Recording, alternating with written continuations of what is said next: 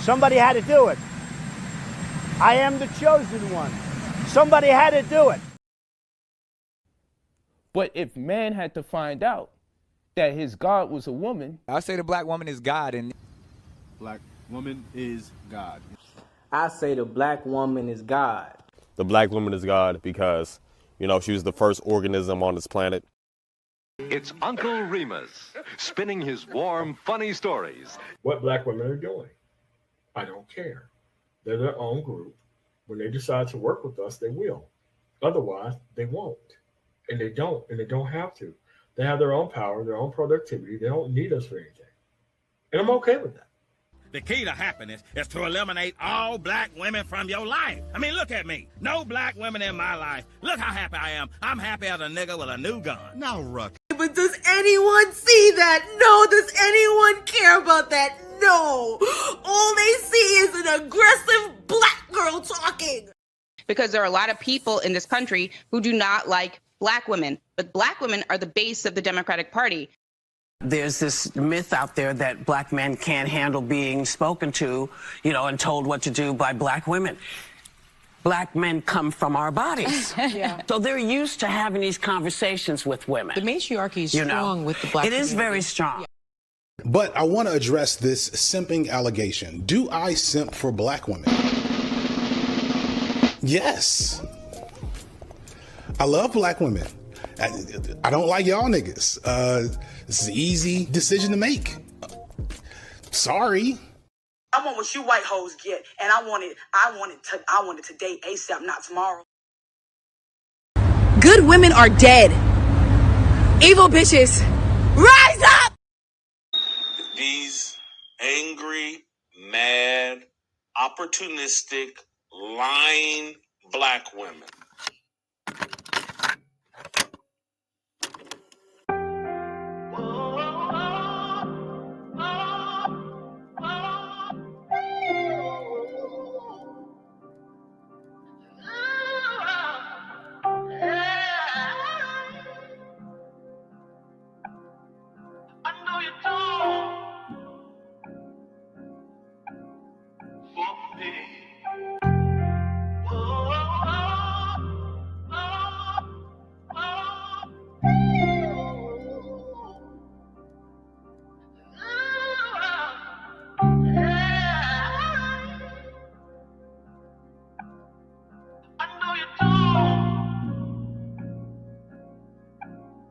Turn that beat up, baby.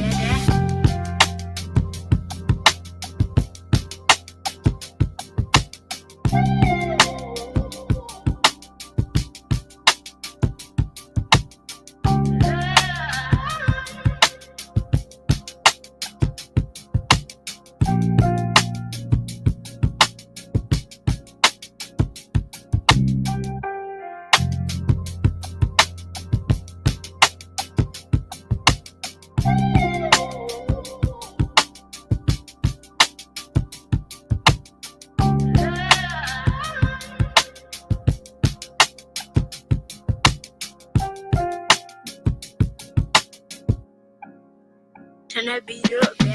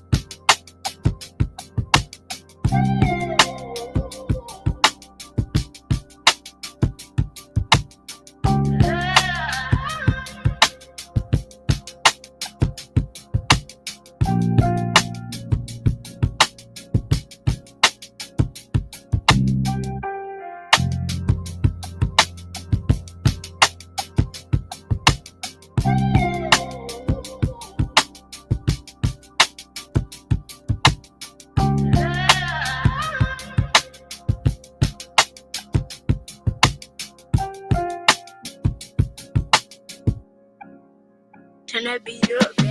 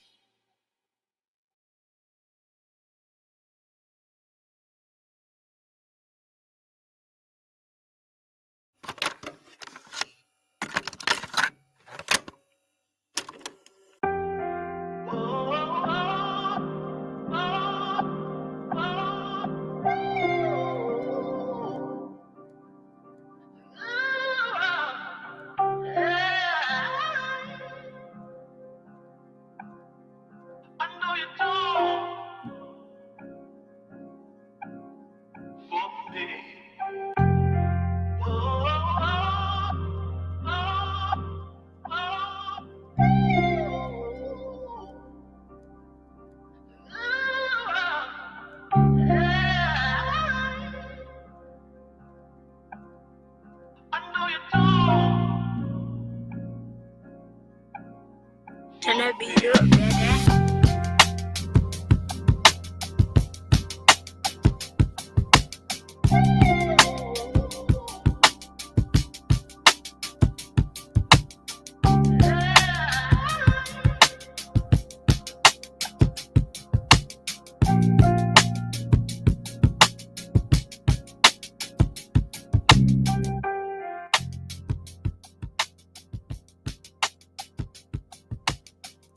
I like this track so much I had to run it back. Good morning, good morning. Hit that like button. Welcome to the show. Thank you guys for coming in. I'm a little bit behind the time on this one, but I had to get this one out here because the Stephen A. Smith, Jasmine Crockett debacle is culturally significant. Very important.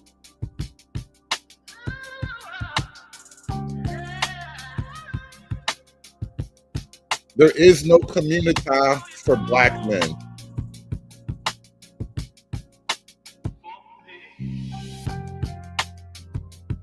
Stephen A. Smith just got his Negro wake-up call, and he realized that there ultimately is no community for black men. What black community? It's a black environment with black women and black children in it.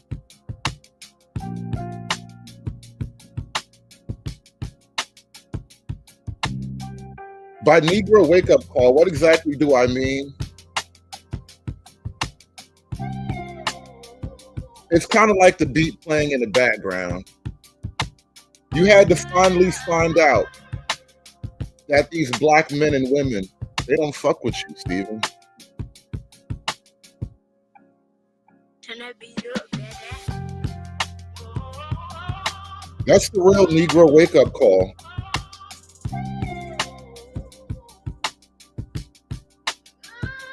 You find out that they don't really fuck with you like that.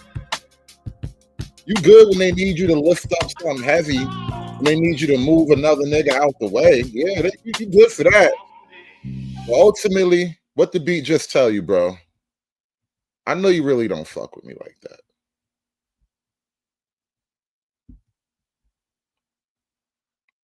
I know I'm not the reason why you get up and do anything. But I want to address this simping allegation. Do I simp for black women? Yes. I love black women. I don't like y'all niggas. This is an easy decision to make. Sorry. Now, what's happening with Stephen A. Smith and Jasmine Crockett? It is also pretty interesting that it is probably following a similar pattern that has created an increasingly loud and rebellious cohort among the black male voting population. The more that you don't allow us to openly talk about the things that we can just see without even looking too hard, the more you tell black men that they're wrong for talking about things that are right there in front of everybody's face, the more you alienate black men, the more you push black men away.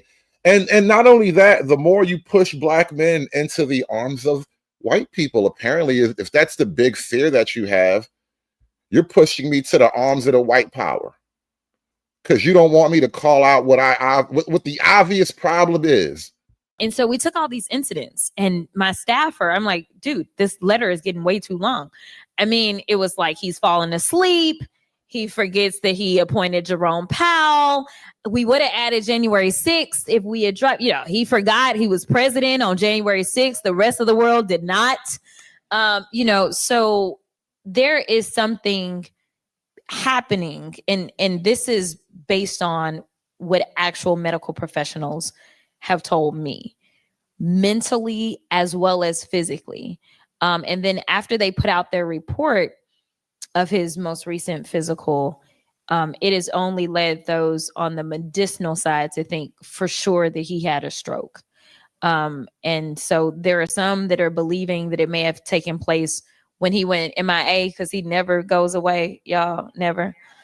But when he went MIA, and then all the theories started popping up, and it's like, is he alive? What's happening? because there was nothing, right? There are people that are theorizing because I think within 4 to 6 weeks of one of these incidents, you have to go in and you have to get imaging and things like that, which is something they can't do at the White House, which would require them to get him over to Walter Reed. So we are asking the serious probing questions because mental as well as physical fitness are things that the American people are supposed to be made aware of when you are serving at the helm. So as much as I make fun of cankles,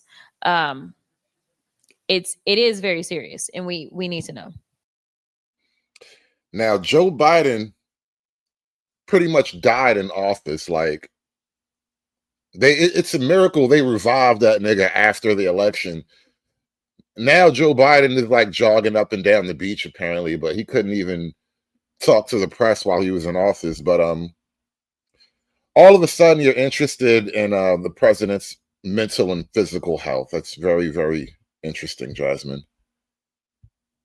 Stop falling for the okie doke. Stop believing the lies that they are putting out there and the terrible racist tropes that they are constantly using to rile people up. It is time to recognize that while you thought the enemy was the immigrant, or you thought the enemy was the trans person, or you thought that the enemy was the black folk, or you thought the enemy were the women, when the reality is that the only person that is harming you right now, if you are struggling to make sure that you can pay your bills, if you're struggling to feed your family, if you are struggling to find a job, if you are struggling to keep your business open, or if you are a farmer, while we currently have record level bankruptcies by farmers, it is not any of those people on the list. It is the old white Nepo baby that is sitting in the White House that is causing all the destruction, pain, and problems that you are enduring.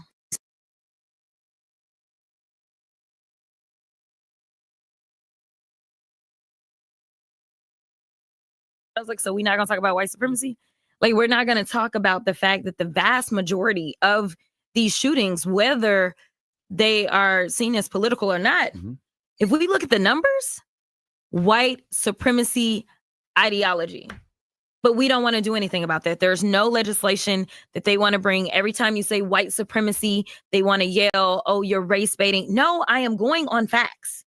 Like, these crimes, when we look at these mass shootings, most of them are linked to neo-Nazism or, you know, Proud Boys or whatever. It's always some white supremacy kind of thing that's going on. It's not black folk that are going out there. It's not immigrants that are going out there.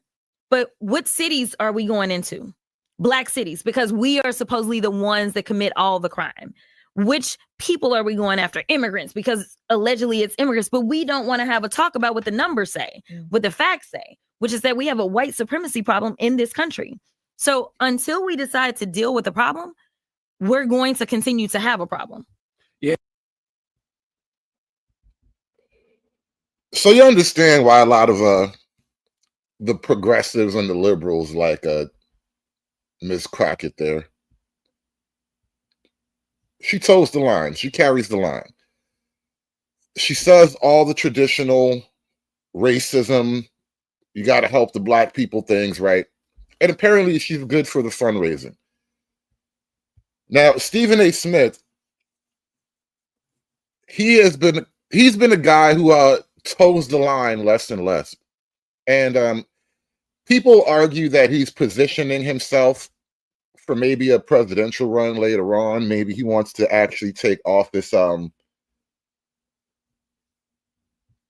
He looks like he might have his eyes on bigger things than just being a sportscaster, right? And let me play something else from Stephen A. Smith, because maybe it's true he just doesn't like black women. I don't know. I believe Kamala Harris's political career is over. I think you've seen the last of her with this book, politically.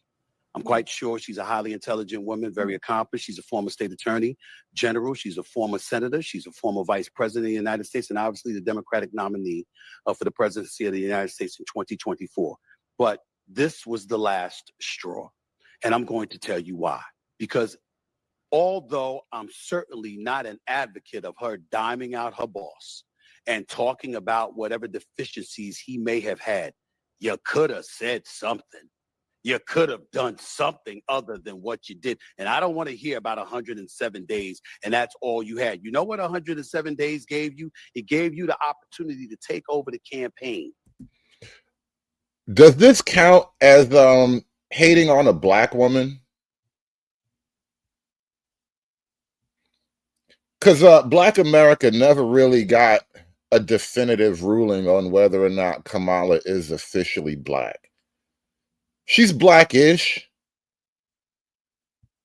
but we never really got a definitive blackness rating on her. So I don't know if this counts as hating on a black woman, but it's close though. It's really close though. And do it your way instead of capitulating to what his people wanted you to do and you doing whatever you thought was necessary under the realm or the guise of loyalty and costing, and in some people's eyes, costing yourself the presidency. There are things that she could have done that was more effective. Don't get me started with her appearance on The View. Don't get me started with when Sonny Houston looked at her and said, is there anything that you would do differently than Joe Biden? And I can't think of anything. Nobody wants to hear that. When the country was in the state that it was in, and we knew that change was the order of the day, and you had a candidate that was not only using her rhetoric, her verbiage, and the lack thereof from him, but also was accusing her as hiding and engaging in his own definition of machismo. In a lot of ways, Stephen represents like the dissident black male voice that has not gone full MAGA. He claims to be, he's not a Republican. He doesn't like the Republicans, maybe. But he has a lot of sharp criticism because the Democrats are just awful, right?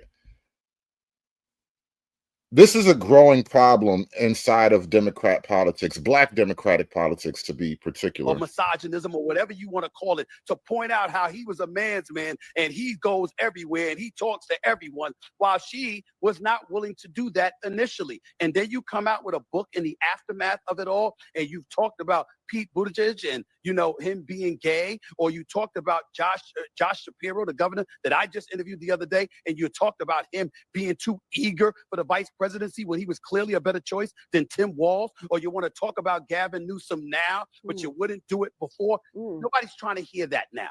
That is a candidate that's on her way out the door, and I'm not saying I wish it.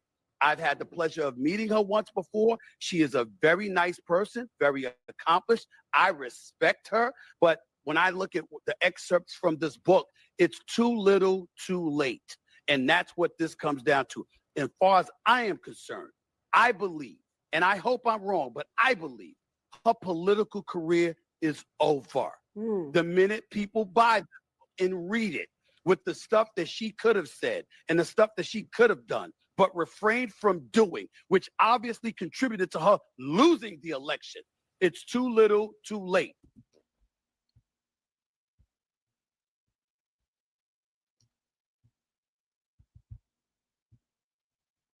Because there are a lot of people in this country who do not like Black women, but Black women are the base of the Democratic Party.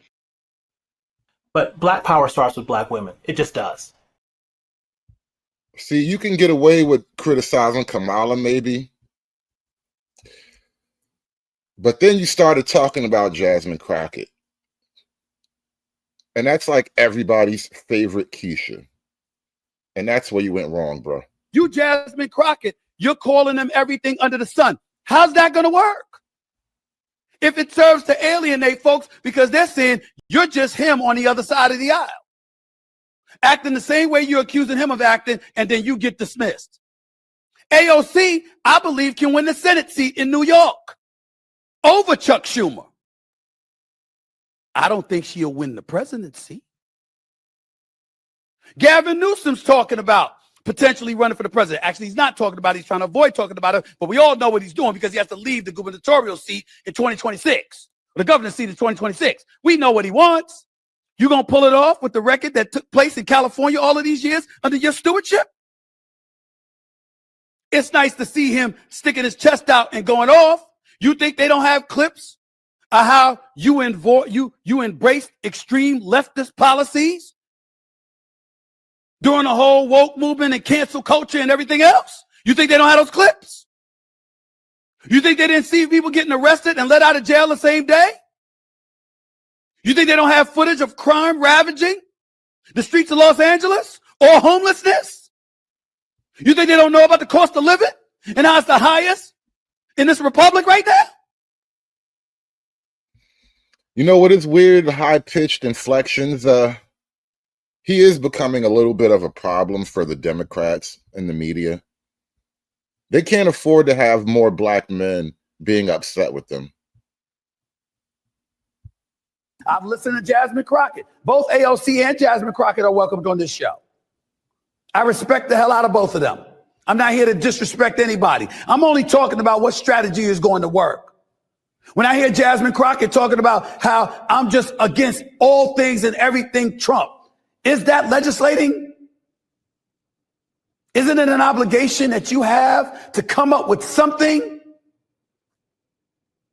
If the other party is in office, you have to go from thinking that you're going to get what you want if your party was in the White House, and instead transitioning to how can I work with the other party to get some of what I want, because I know I'm not going to get most of what I want because they won the election. I've listened to Jasmine Crockett. Both AOC and Jasmine Crockett are welcomed on this show. I respect the hell out of both of them. I'm not.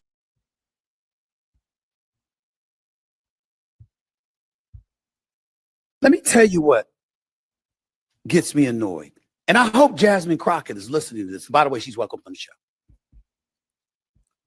When you go on national television and you call on the president of the United States out of his name, and you're being all disrespectful, as a representative in this country, do you believe the citizens of Texas sent you there to do that? They don't like him either. I'm talking about those who voted for her in all likelihood. But because he is who he is and he is in that position, they expect you to go to Capitol Hill and figure out a way to maneuver yourself through that terrain to work in a fashion that's going to facilitate getting things done on behalf of your constituents. That's your job. That's your job. Excuse my language on Sirius XM, but it ain't your job to say he ain't shit. He ain't worth a damn. That's not your job. Anybody can do that. You're supposed to be figuring out a way to get things done. That's not your job. Anybody could do that. Everybody on a black YouTube panel talk like that. That's not your job. How Jasmine Crockett chooses to express herself, I'm like, is that going to help your district in Texas?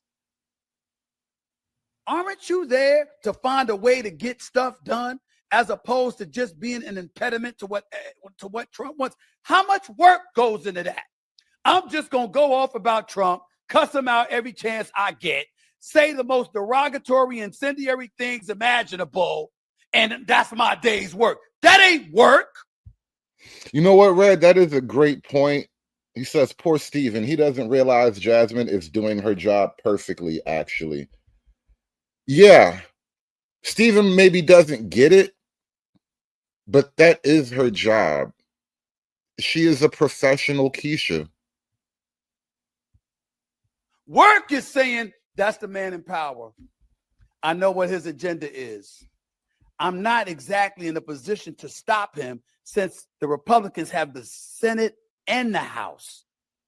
But maybe if I'm willing to work with this man, I might get something out of it for my constituency. Because like Joe Manchin said, he's there to represent, or was there for 15 years to represent, the people of West Virginia. She's supposed to be there to represent the people of Texas. I don't know. Maybe that just sounds ignorant because it's so simple. But it ain't that damn complicated. We make it complicated.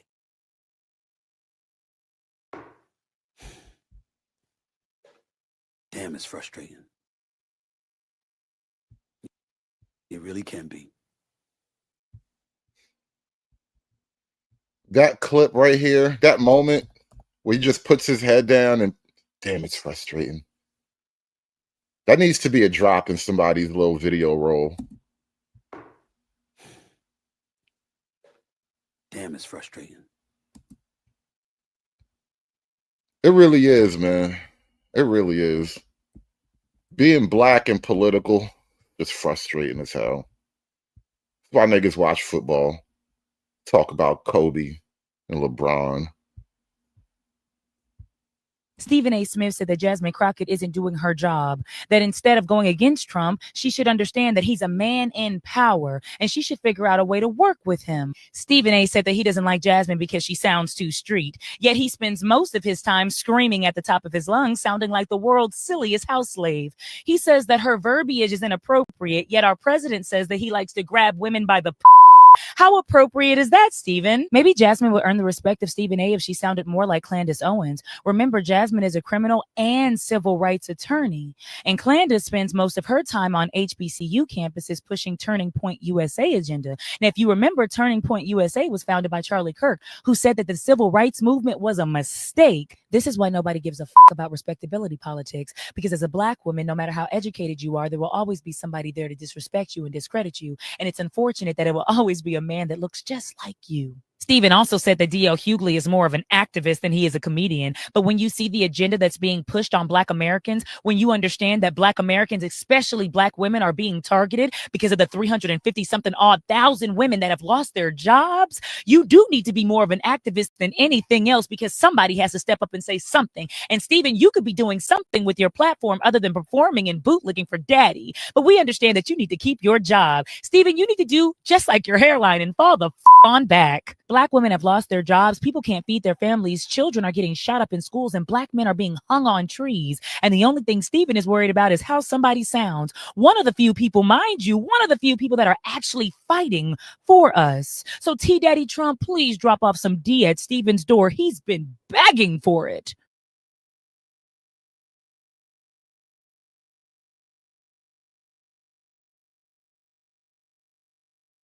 Catch a cold. Black folks catch pneumonia. It's always worse for us. The biggest reason in this day and age ain't even about racism to the degree it once was. What it's really about is us not strategizing, playing checkers instead of chess, letting our emotions instead of facts lead the way, and letting that guide us to express ourselves in ways that serve to alienate the very people who can help us. You Jasmine Crockett or somebody like that, intelligent women. But how a Jasmine Crockett chooses to express herself, I'm like, is that going to help your district in Texas? Aren't you there to find a way to get stuff done as opposed to just being an impediment to what Trump wants? How much work goes into that? I'm just going to go off about Trump, cuss him out every chance I get, say the most derogatory, incendiary things imaginable, and that's my day's work. That ain't work. Work is saying that's the man in power. I know what his agenda is, but maybe if I'm willing to work with this man, I might get something out of it for my constituents. Work with talking, bro, Trump to get something. Nigga, he doesn't believe what the fuck he's saying at all. Do you guys understand how politics works, right? Like, everything is a deal. Horse trading, you got to give something to get something. If you give nothing, you get nothing. You don't believe because the irony is apparently lost on you that you're condemning Jasmine Crockett for the way in which she goes about XYZ, and you're sitting here in front of the Congress building screaming. The thing that pisses me off about shit, like Stephen A. Smith be saying, is because, like, why is white supremacy like never your enemy? We just got to work with him, right? So Jasmine Crockett has to like work and not be incendiary and not say these bad things about Donald Trump because she needs to work with Donald Trump to get something for her constituents. When Donald Trump called Greg Abbott and told them that we're going to force through these fucking congressional maps, these congressional districts to get us a majority, fuck Jasmine Crockett's district, fuck whoever black district we got to fucking draw up and discard and disband to get our political power. We're going to force it through. Oh, the Democrats left, or we're going to threaten them with arrest. We don't give a fuck. We still going to come back and force that bitch through. And then they did it anyway, anti-democratically. So you're telling me that the nigga, the white billionaire 70-year-old man who's president of the United States, can set a political agenda, lie about elections being stolen from him, and encourage your state to vote against your own interests and fucking illegally gerrymander in the middle of the decade and do that shit to your state? But despite all of that, We you gotta have say to yes, come massa. sit your dumb ass down, And watch say your yes, fucking massa. language in the presence of this nigga, work with him, be servile, be civil, and go work and get some change for your constituents. But he did all of that. He wiped out your entire seat. Think about that for a minute. Jasmine Crockett's entire district has been politically disappeared. Like your district was walking down the street one night and a white van pulled up and got thrown in the back. She got thrown in the back of it and her district is gone. They politically wiped out her district. And Jasmine Crockett may or may not have a job next political season or whatever it's called. Whenever the elections come back around, she might be out of a job, right? And these guys are mad about it because they can't win politics, right? That's how politics works. You lost at politics and now you got to pay the price. And apparently all of your bitching and moaning, your tough talk, your Trump this, Trump that, white supremacy this, white supremacy that, it didn't stop you from taking a giant L.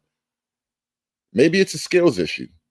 Hoes mad, hoes mad, hoes mad, hoes mad, hoes mad, hoes mad. This is about targeting women of color in the United States of America. Don't tell me because I didn't get a single apology. Time has expired. When my life was threatened. Thank you. Hoes mad, hoes mad, hoes mad, hoes mad, hoes mad, hoes mad, hoes mad. Yeah, yes, Lasers. Shout out to Lasers with the $2. We are live, and it's all Jermaine's fault. I'm done. I'm done with life, and it's all Jermaine's fault. It's always Jermaine's fault. Cool. Bojankety, tap dancing, ignorant brothers out here, black men, to stop attacking black women publicly, especially when they don't know what the F they're talking about. We need to be supporting each other. And if you're going to come at somebody, come at them with some real information. Stop going around criticizing black women because the shit is just ain't right. Everybody saw the movie Django Unchained. Remember the name of the person who cared more about the love of the slave master than he did about the love of his people or the care for his people? His name was Stephen. And Stephen was somebody who was willing to sell out his fellow African enslaved people. So what I would say to the Stevens who are in our world today, understand that the master will never love you. There are people that have taken the time to understand that I always keep at the forefront. You know, the interesting thing about Django,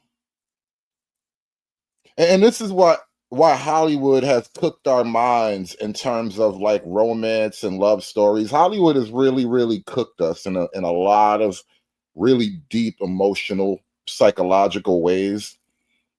Think about the narrative of Django and what they want to imprint on your mind as a black man, right? And it is definitely black people corn, bro.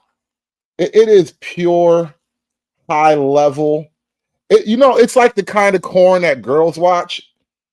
It's emotional, it's sensual, has moments of drama, passion.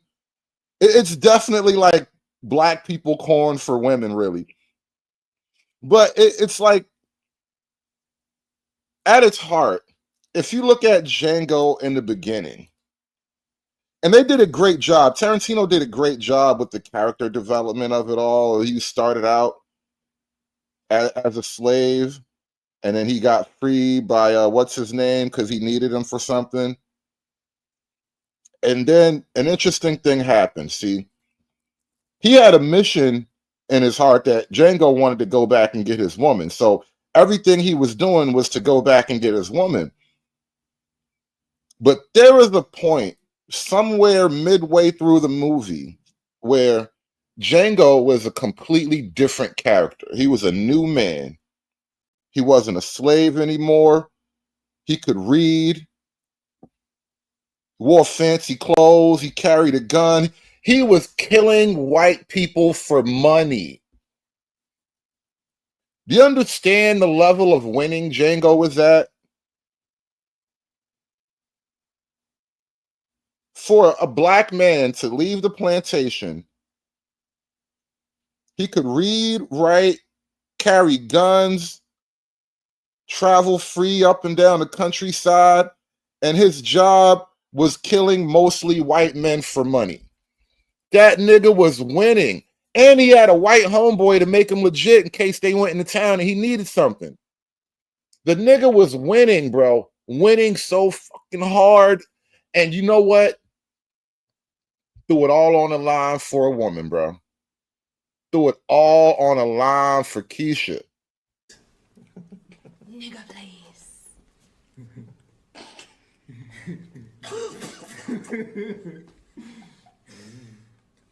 Serious. Because if you think about it, at the end of the movie, he can't be a bounty hunter anymore. He can't do what he did legally now. Everybody he catches now is a crime against the state. He made himself a Pookie for the love of Keisha. That's really how the movie ended. It was all heroic and everything. You know, they had the dope movie and the crazy shootout. But if you really think about it, he went from a righteous gunman to a Pookie for the love of Keisha. He could have been a righteous gunman the whole time. Could have got him a whole new woman. He might have got him a white woman. You never know. You never know. Django could have got him a whole white woman. Moved out west. Started a farm.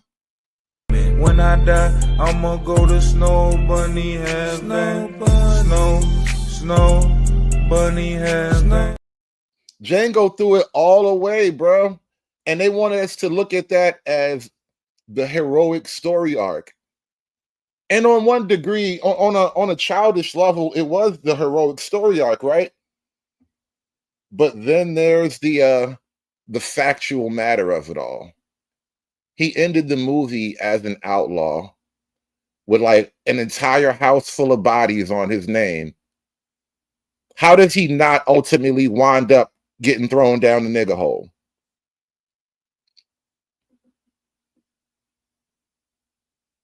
Tell me if the movie didn't last for another 20 minutes, bro, he would have wound up getting thrown down the nigger hole. Ain't no way. The entire county would have rose up against this. This nigga just burned a whole plantation down. Probably like 8 bodies in the wreckage. Bro, what you mean, how would they catch him? How was he catching anybody? The same way he was catching people. It was his job to catch people. What do you mean, how would they catch him? Ultimately, you get thrown down the nigger hole, bro. Oh, no, not DNA evidence, bro. The black slaves of Candyland would have told everybody that it was a nigger on a nag that came to the house one night, and next thing you know, all the white folks is dead. All the black slaves knew what happened. The black slaves is the one that snitched on Django in the first place, bro. That's the game. The game is the game is the game, bro. And it's a cold game. And Django would have ended up thrown down the nigger hole because some nigga told. Same as it ever was, bro. The people that elected me to DC. What you see, if you're not in my district, may not necessarily be all of the substance that also comes with me, but there is plenty of substance. And if anybody ever wanted to ask, just like anything else, I always have receipts for the work that I have done. So I will just say that I appreciate the community and the culture, because this is something that I never even had to address or deal with, because the community decided to speak up before I even knew what was happening. So I appreciate you. It does hurt, because it's like I expect more and better. And frankly, I am always down for a real conversation. I really am. I mean, but I haven't even experienced that type of stuff coming out of even black men on the other side of the aisle in Congress. They even have enough respect to say we disagree on this policy or whatever, and we'll go back and forth. But like, they have not tried to do what somebody else tried to do. So it's all good when you know that you're walking in the purpose that God has put on your life. I'm gonna keep doing me, and you know, Amen. The world will continue. Oh, now she gonna hide behind God, right? Now I'm a child of God, and I'm just gonna walk in the light of the Holy Lord. Get it again. Okay, I'm gonna say it again. I come in the name of Jesus. Repeat it after me, bitch. I come in the name of Jesus by the power of the Holy Spirit.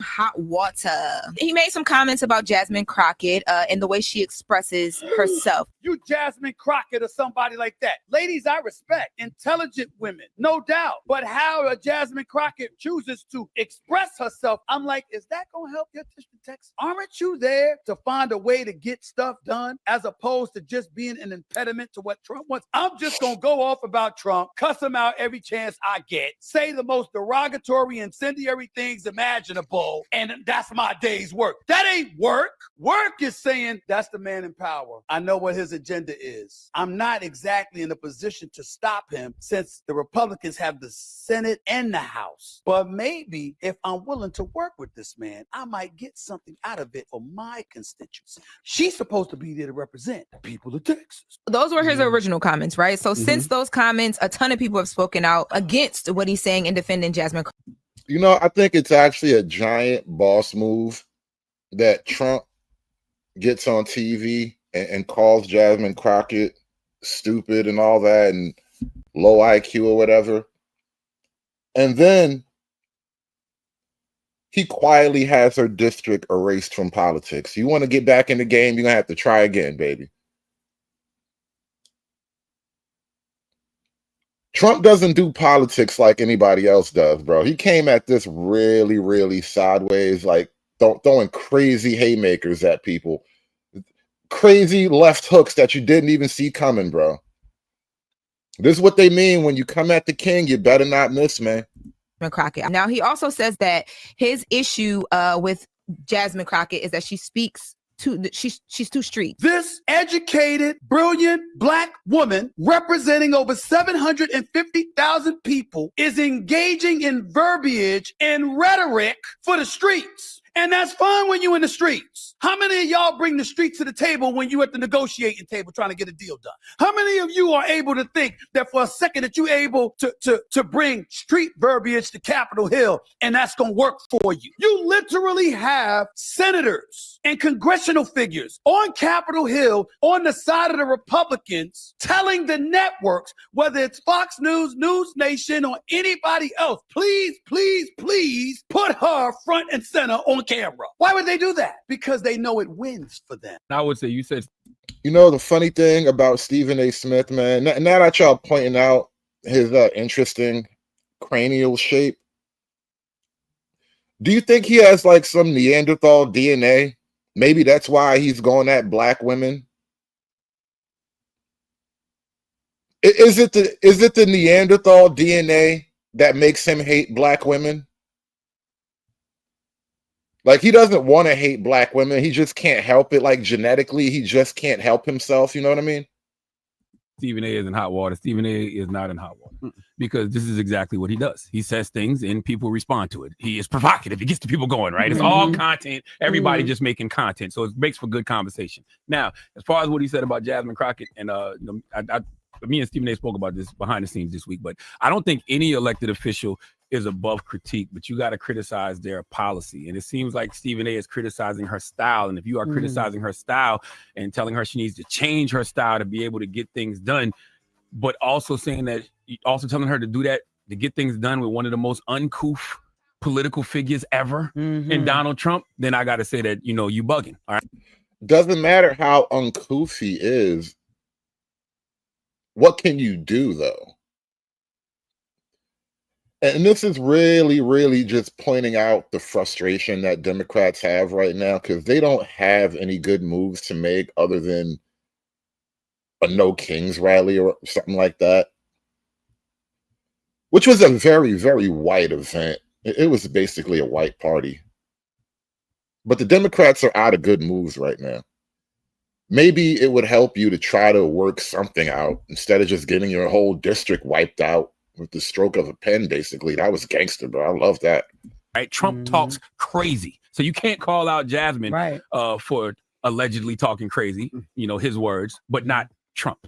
And I also believe that, Tamika Mallory and Bakari Sellers, they need to have a conversation with Stephen A. They should go on Stephen A's show and explain to him why playing nice with Trump doesn't work. And I have no problem with Jasmine Crockett and her opposition or her resistance to Trump. I have no problem with her calling out Trump and challenging the president of the United States of America. Yeah, I have no problem with it. But y'all not winning anything, though. Y'all haven't got a victory yet. Like, what have you done? What have you won? You just keep, I'm fighting Trump. I'm fighting Trump. What have you won, though? You just keep getting beat up. I agree with you. The problem I do have is, and you could critique anybody you want, but when you're talking about policy, it should be somebody from her district that has that problem. Somebody that is affected by the things that she's doing. And if her district doesn't have a problem with it and her district loves it, that means she's doing the job that they voted for her to do. Yeah. So it should not be an issue or a problem. The other thing that I do hate, and I hate it, and you might not like what Stephen A. Smith says. You might think he's a clown. I've been seeing the chat, and you might disagree with everything he says. But what I can't stand is when somebody wants to cancel somebody based off of their opinion. You might not like their opinion, and their opinion might not suit you, but you can have the right to turn off that TV, to turn off that radio and say, he's not my cup of tea. Yeah. But I hate the fact when you say, well, I don't like what he has to say, we canceling him. I hate that. Yeah, you said that's the game right now, bro. Everybody get canceled, bro. Niggas get canceled every day, B. He be all right. He tough, right? And shout out to the big homie, the Toxic King. From one toxic bro to another, I salute you, my nigga. Shout out to the Toxic King with the 50 ball. Girls are here to be sexy for me. Throw it back on a nigga. And that's why you're gonna drop that ass for a nigga, because you were put here to drop that ass for a nigga.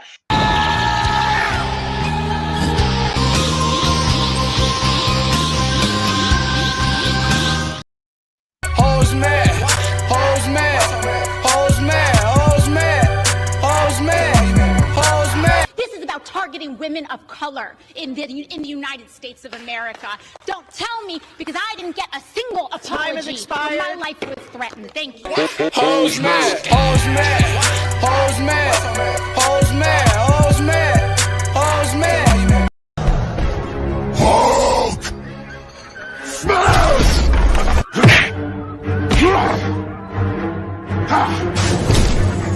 Smash you!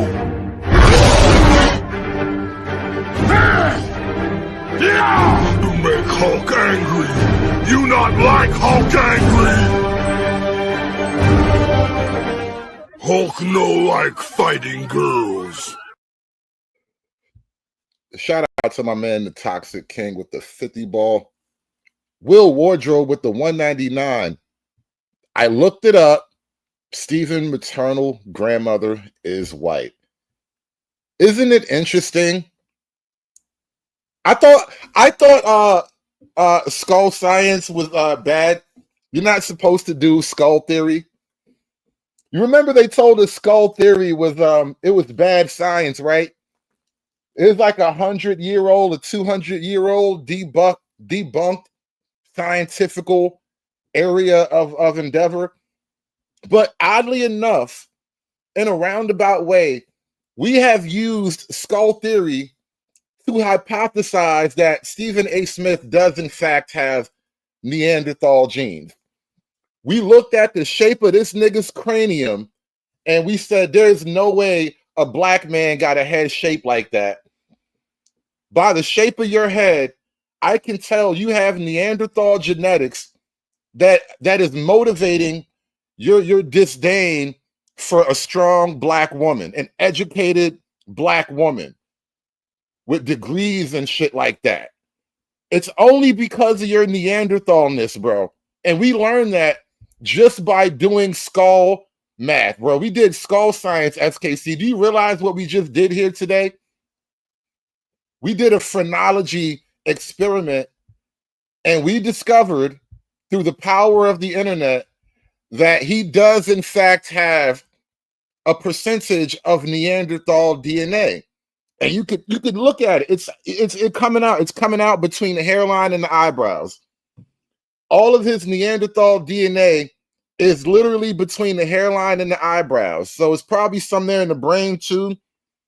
The skull had to be kind of reshaped to fit the brain with the Neanderthal DNA. We did a whole phrenology experiment just now. We are using allegedly debunked science, bro. This shit is wild. And I want to understand white rage, and I'm white. Shout out to Stephen A. Smith and his Neanderthal DNA. How do it equivalate? They're running her mouth. March 6, 2024 press release. Crockett secures $10.4 million for local projects in first package of government funding for fiscal year 2024. Representative Crockett championed funding for 11 projects that would directly benefit Texas's 30th congressional district under this bill. They include $600,000 for the Bonton Farms Bayer Resource Center, $959,000 for the city of Lancaster for wastewater improvement projects, $500,000 for the University of North Texas at Dallas College of Law, $850,000 for Fair Park First Development for the community park at Fair Park, $850,000 for the city of Grand Prairie for expansion of Lake Ridge Bridge, $1.6 million to the city of DeSoto for Hampton Road redevelopment, $500,000 to Texas Trust for public land for Judge Charles R. Rose Community Park, $2.5 million to the city of Dallas for enhancements to the Martin Luther King Jr. Community Center, $850,000 for renovation of Park South Family YMCA, $200,000 for technical improvements at DeSoto Regional Jail, $1 million to the city of Cedar Hill for U.S. Highway 67, Tidwell Bridge and intersection improvements.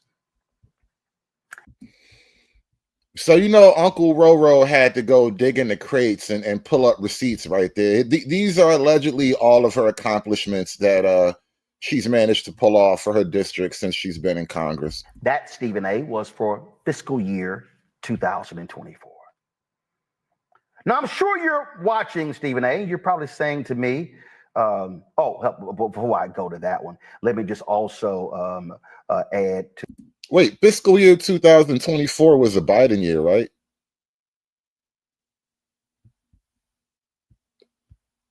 Fiscal year 2024 was the last Biden year. That would mean she had it easy because they had everything. The whole point is, what have you done under Trump? Roro just tried to slip me a Mickey, y'all. There was another story here.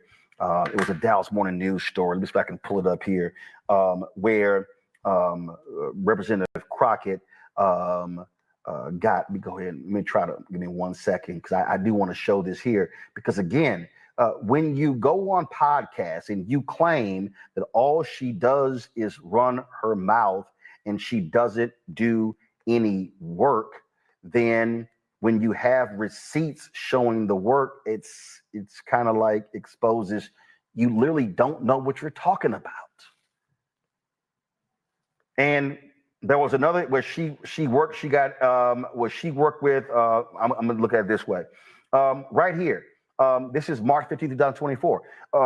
Crockett Allred announced $80 million investment to connect Dallas neighborhoods through bipartisan infrastructure law. That was a bill under Biden-Harris. They got $80 million.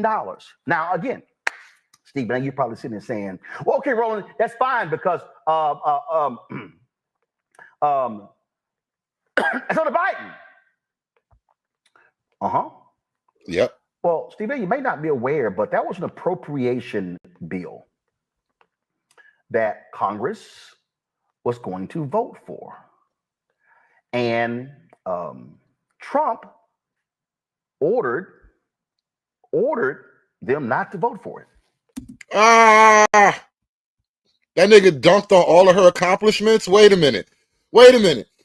You just read a list of accomplishments and then told me that Trump just crushed it all? He was like, nah, I'm not doing none of that. That's terrible. Was going to vote for bill that Congress was going to vote for. And Trump ordered them not to vote for it. So what does that mean?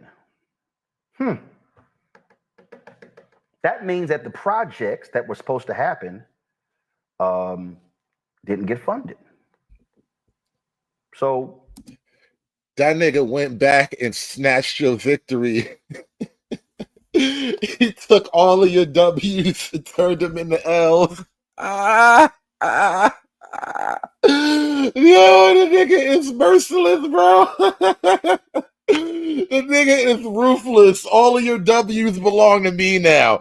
Bro, he is really a monster, bro. No, this nigga gotta be stopped. You can't just do that, Trump. You can't just take all of Keisha's W's and then take them away and turn them into L's, bro. You can't just take all of her W's. What are you doing, Trump? No more money for you. It's lazy. You lazy. You lazy. No more money for you.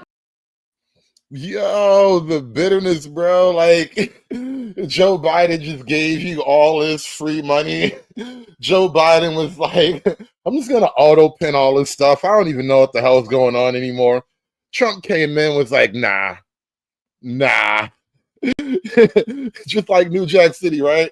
Bro, I didn't even know he was going that hard in the paint, bro. Damn. Politics is real bloody, isn't it? What has happened in 2025? Well, Stephen A., there's a government shutdown right now. Why is there a government shutdown? Because it's a continuing resolution.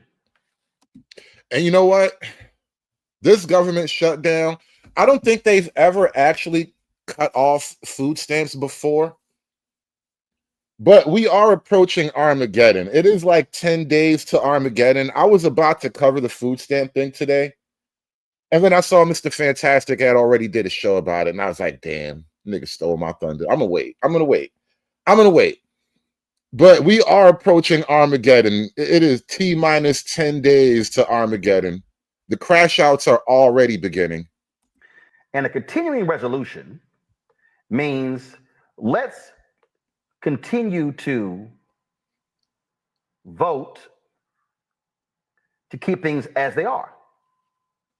No new projects.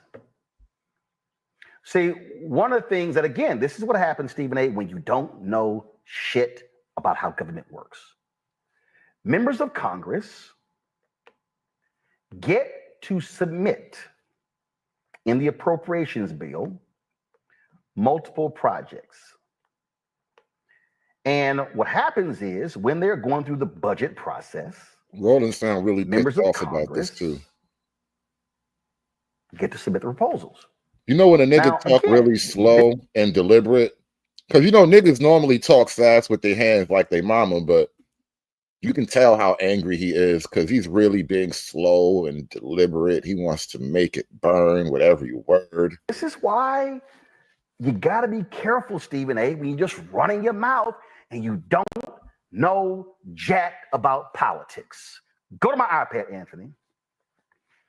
In the U.S. House of Representatives, each member of Congress, that's 435, Stephen A., Republicans and Democrats, they are allowed to submit a maximum of 15 community project funding requests, CPF, also known as earmarks, during the annual appropriation process. While this is a common limit for House members, the rules for congressionally directed spending in the Senate are different. What does it say right here? Each member is capped at 16. Funding was available only to state and local governments and certain nonprofit organizations. Why does this even matter, though? Trump just said you can't do none of that shit. So, like, get over it, bro. Get over it. Trump took all your monies and you can't do nothing. You need a plan. Y'all need to hit the gym or something, bro. I don't know what's going on with y'all, but this shit is terrible. You need to stop. A debate about funding the government. I've been a little bit confused because Republicans, last time I checked, are in control of the House of Representatives. You ain't They're in confused. control of the Senate, and then the Jack. president signs the bill. Okay, but I've heard people suggest that Democrats somehow have the ability to shut the government down. So can you please educate the people on what's happening? No, you are not confused. Okay, all right, You are a thank you. lawmaker. You understand how this works. And, Republicans don't know how to count. But here's the thing. When you're in a legislative body, you control everything. So if the government shuts down, it's on y'all. So I'm trying to figure out when did Jasmine Crockett become above criticism, because everything that Stephen A. Smith said was absolutely correct. He did not say not one lie, and he has every right to question what has she done and what is she doing. And y'all are in y'all's feelings saying that he hate black women and all this and this and this. I'm not a Stephen A. Smith fan, but at the end of the day, he was right in his questioning. Bro, her hair looks like a dirty janitor's mop. Oh my God, I hate that. Hate that. Like, you ever seen one of those mops like the janitor uses in a high school gymnasium? Like, it will never ever be white again. Like, no matter how much you bleach it, you put it in the bucket with Pine Sol, it doesn't matter. Ew. Oh my, I hate that. I hate that. I hate it. I hate it. She is not above criticism. She can sit here and dish And it looked like it stink too. Like, there's like stink lines coming off of her right now. shit, but when it's time for her to take it, it's a victim. It's all victim, because she is absolutely loud and she is wrong on why the government is shut down.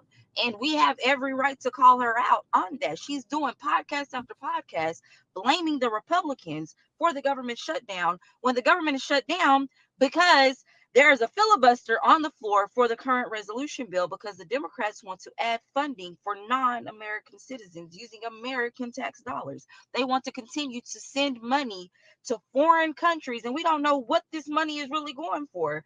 And they want to add all this stuff back in, and the Republicans are like, no. And the order for the filibuster to stop, there needs to be 60 votes in the Senate. There's only 53 Republican representatives, which means we need 7 Democrats to say, yes, let's go forward with this. So this has absolutely... That means it's the Democrats holding a filibuster then.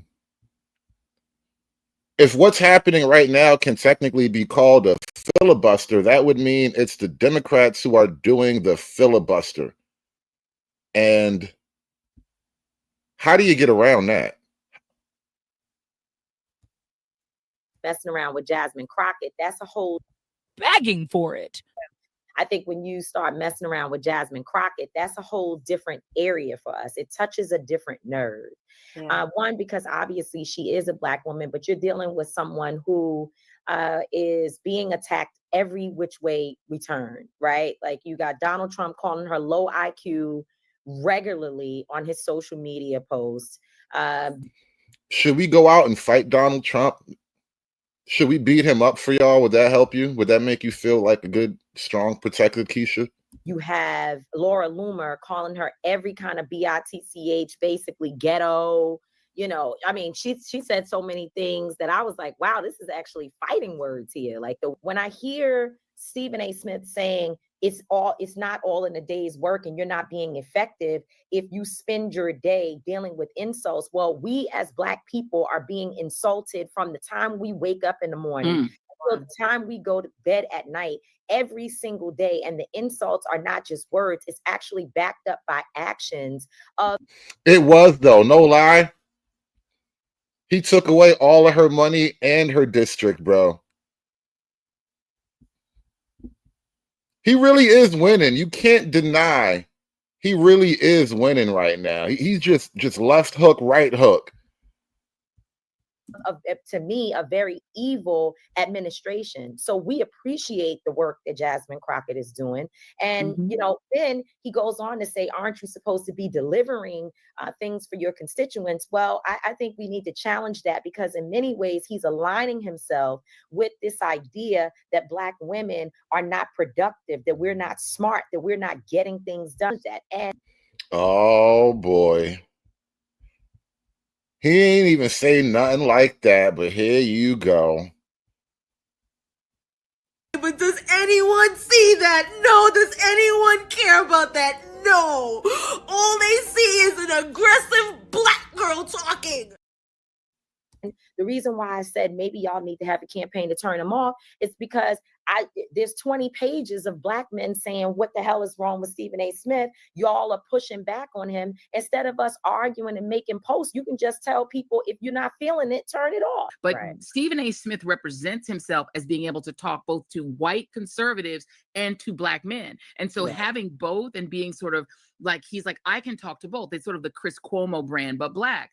Right. If he is allowed to continue to say he has that brand by having black men listen to him, he's basically pimping us to get himself rich while giving.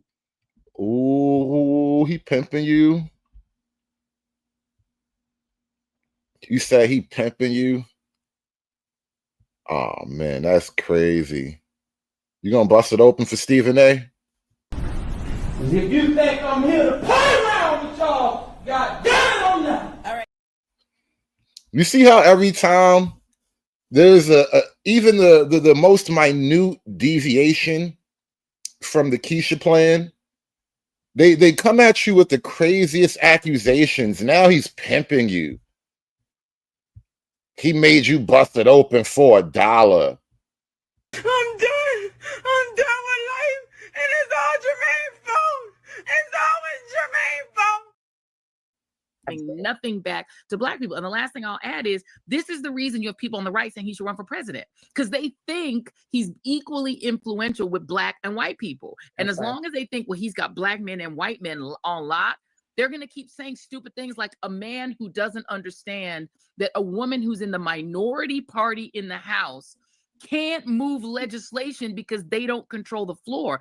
Dude, you want to be president and you don't understand who makes legislation and how? You don't understand that one congresswoman out of 435 members can't, quote unquote, be legislating. Legislate with who? You better do something, because you're getting wiped out here, man. All y'all do is take L's. It's just been L after L. 10 months in a row now. 10 months of L's. You got to come up with something. What are you going to do? What are you going to do? Republicans who don't listen to them, won't even talk to them, lock them out of rooms. And what are you doing bipartisan with them? Do fascism together? You want them to get together and fund ICE together, fund Israel together, fund genocide together? What is it that you want her to cooperate with? He needs to explain a little more before he gets credibility. Right. He says work with Trump. And I want to know, are you saying work with him to send troops into our communities, to militarize our neighborhoods? Yeah, that's exactly what Stephen A. is saying, right? Look, you're going to have to ask him for something. He got all the juice right now, and you're going to have to ask him for a cut. That's how politics works right now. Trump has all the juice, and you need a cut. If you can't get a cup right now, you're just gonna starve. You're gonna die of thirst. Just let Trump pour you a cup of his juice, and then maybe you'll make it.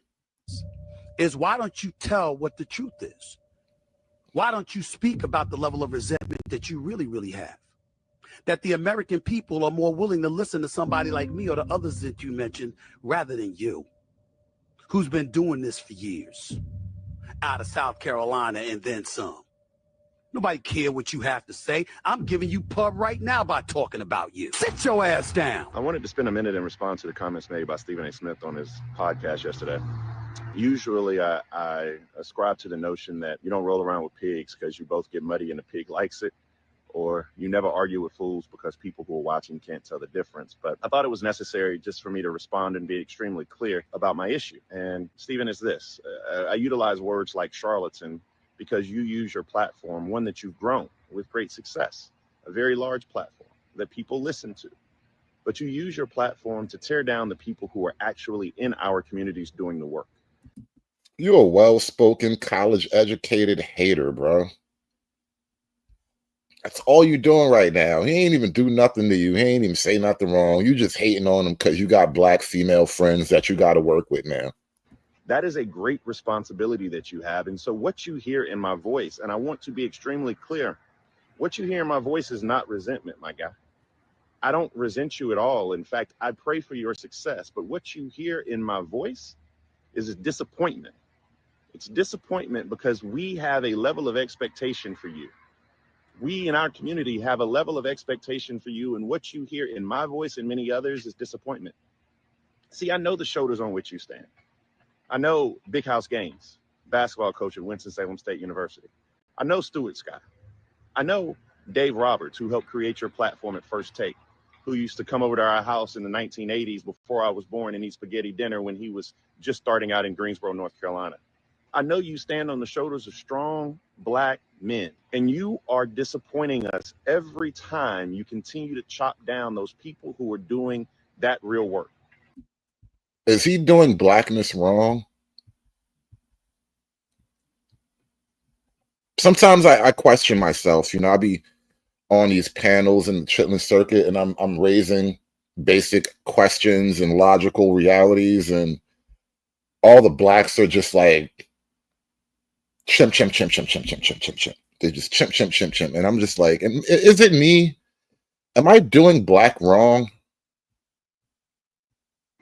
And so, yeah, I think it's necessary that we call that out. I think it's necessary we have that level of accountability, especially right now while you're appreciating the gaze of those individuals in the White House, the gaze of people like Sean Hannity, Bill O'Reilly, but yet and still you're quiet as a church mouse pissing on cotton when Donald Trump is out here trying to take away our voting rights, when he's putting police and National Guard in our American cities, taking black and brown people out of their homes. Yeah, you're quiet on those things that matter. And when people like Jasmine Crockett or Kamala Harris or even Bakari Sellers speak up and speak out, you rather tear us down than actually talk about the issues that are directly affecting our people. So, yeah.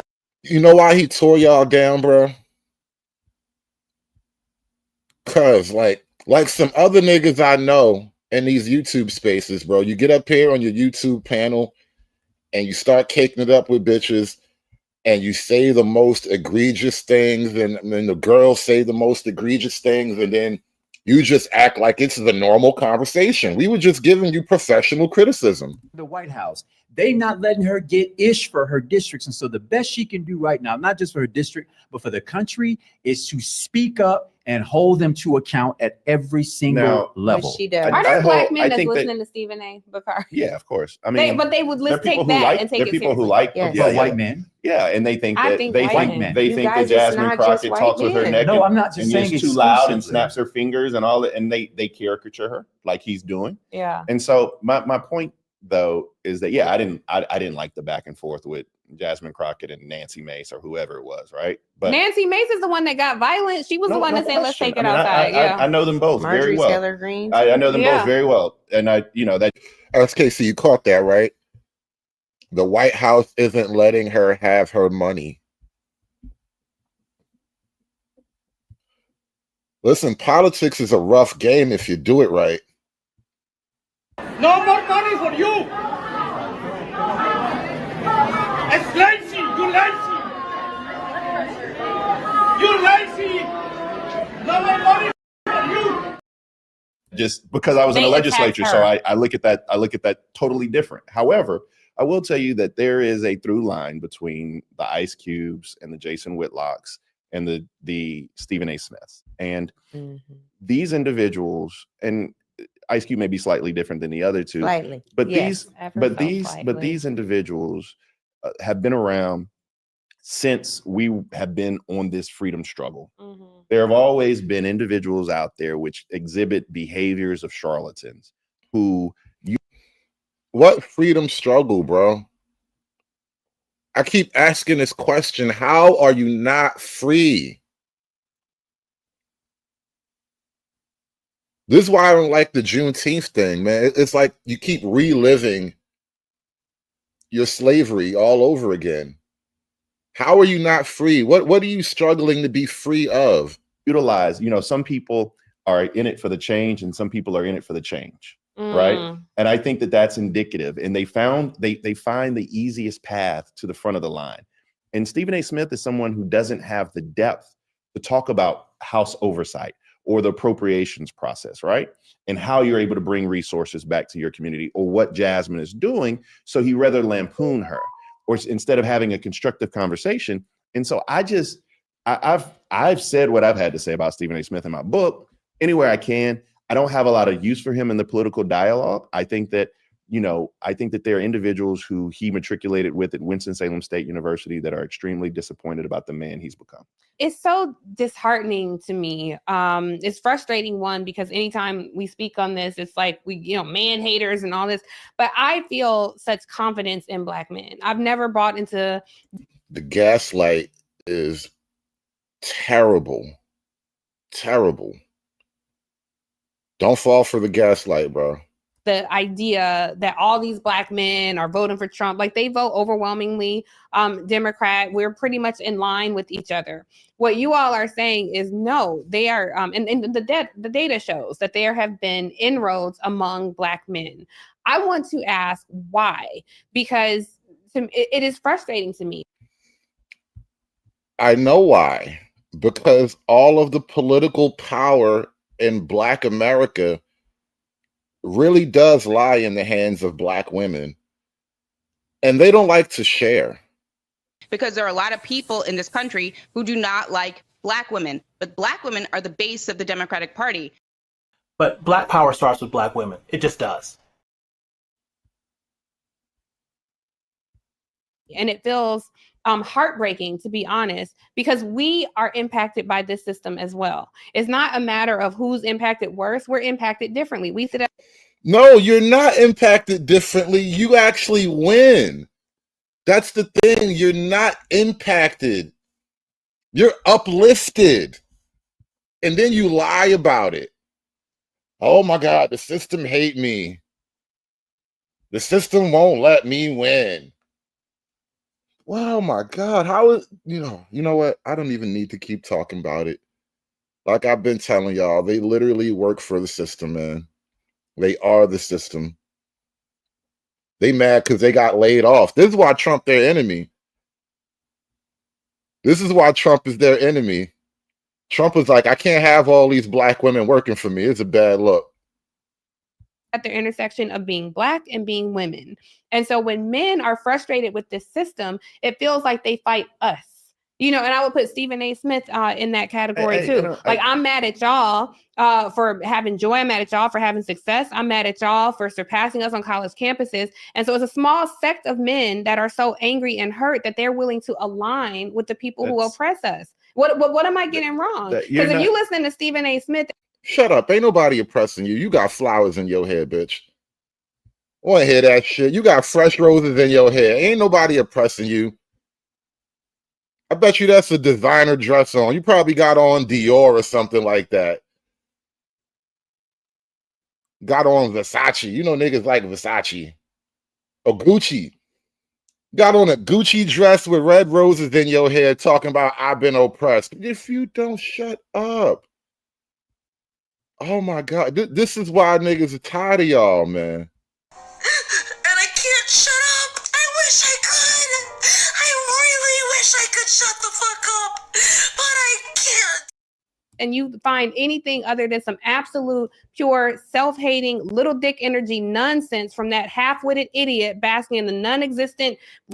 And there it is. What kind of energy? To Stephen A. Smith, and you find anything other than some absolute pure self-hating little dick energy nonsense from that half-witted. What am I getting wrong? Because if you listen to Stephen A. Smith and you find anything other than some absolute pure self-hating little dick energy nonsense from that half-witted idiot basking in the non-existent rays of his own ignorance. Damn, Bakari, that was a lot, huh? You got to own that because you was right next to it. That's like if your homeboy catch your body and you standing right next to him, you caught the body too, according to the law. You got to own that, Bakari. You ain't try to stop it or nothing. You ain't be like, hey, wait, I don't think this is a good idea. None of that. You just sat there like, damn, Lil D energy. I guess that's what we're doing now. All right. It is sad to me that he even gets an audience of black men. Why aren't black men right now saying, Stephen A. Smith, we banning him, we not listening to his podcast, we're not watching his show anymore? That's what black women do. We organize. But this. Do you ask the question why? Yes. Why should we organize on behalf of y'all? Y'all don't organize on behalf of us. Y'all only organize to help yourselves out. Doesn't really benefit us to get in there and help you out with anything. So, by the way, I love the usage of adjectives. I'm sure I messed it up somewhere. But the answer to the question why is kind of twofold. Black men showed up. We were the third largest demographic voting for. You had black women, you had Jews as a collective, and then you had black men, somewhere between 74, 76% voting for Kamala Harris. And so, yeah, it's not a large number. We still are there. But the slippage you've seen is twofold. The first is that there's been no party, no group, which for the past 20, 30 years has taken the time to listen to black men holistically. And many times we are spoken to about policy. That policy revolves around things like criminal justice. Well, how are you going to talk about black men holistically and talk about they have Lil D energy? What's holistic about Lil D energy?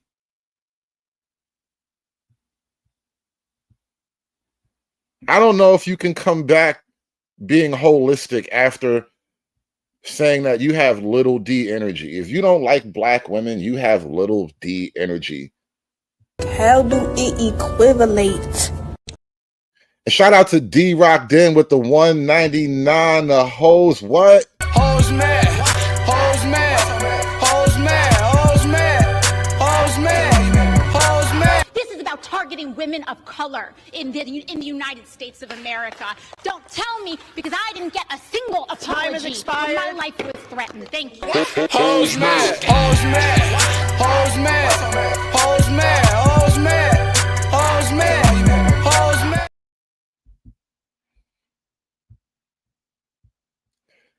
You know what? I don't even know if Lil TT energy works the way you want it to.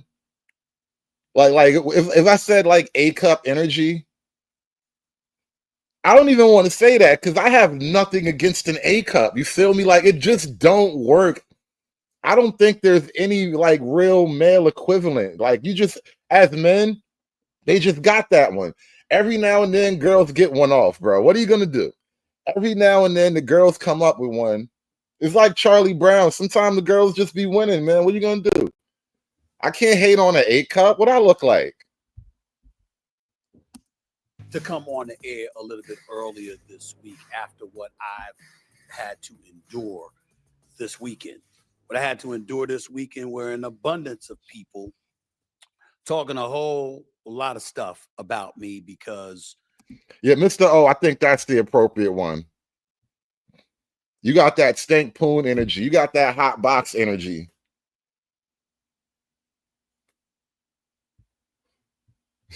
You got that cemetery energy. All right, I think we can come up with something. All right. Don't put the boys up to a challenge. They did not like what I had to say about Representative Jasmine Crockett. She is a Democrat out of Texas. Texas's 30th congressional district. Her work, and her verbiage and all of that stuff speaks for itself. And she has become, a big time public figure in essence, not just as a representative, but speaking out on a plethora of issues involving the current administration and the White House, et cetera, et cetera. And I made some noise last week because I had the temerity, the unmitigated gall to say this about Representative Crockett when talking about the state of our politics in the midst of a government shutdown, by the way, that has unfolded since October 1st. Take a listen to what I had to say last week, please. You Jasmine Crockett or somebody like that. Ladies, I respect intelligent women, no doubt. But how Jasmine Crockett chooses to express herself. I'm like, is that going to help your district in Texas? Aren't you there to find a way to get stuff done as opposed to just being an impediment to what Trump wants? How much work goes into that? I'm just going to go off about Trump, cuss him out every chance I get, say the most derogatory, incendiary things imaginable. Now, notice these really are professional criticisms, right? He didn't talk about her weave, which I know that is a taxpayer government-funded weave. You ever wonder how much the government spends on weave?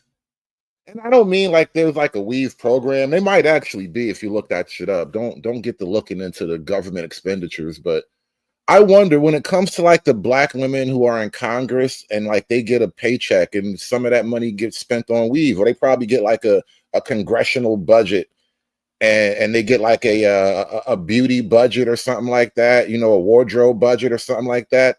You know, they have a stylist or whatever. And in a roundabout way, the government does spend a lot of money on weave.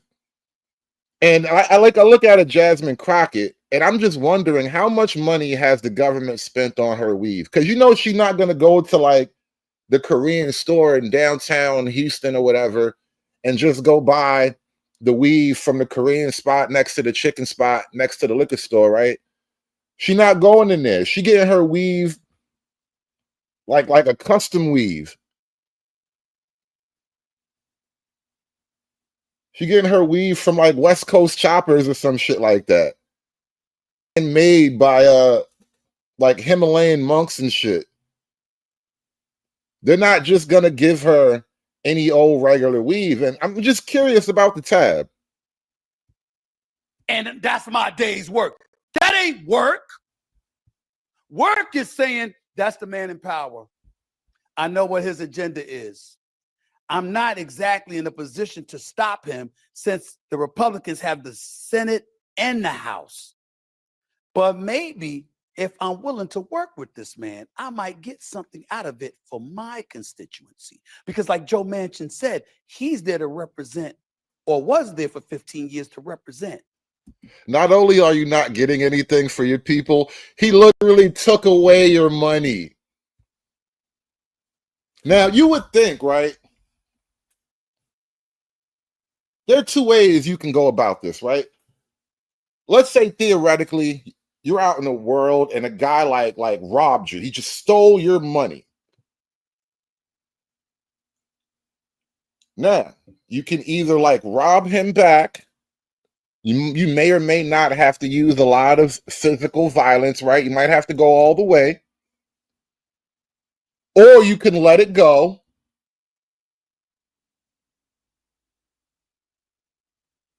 And then bitch about it forever. Or maybe you ask him to get some of your money back. But either way, you got to do something now. And the Democrats, Jasmine can't do nothing but bitch about it forever. The people of West Virginia. She's supposed to be there to represent the people of Texas. I don't know. Maybe that just sounds ignorant because it's so simple. But it ain't that damn complicated. We make it complicated.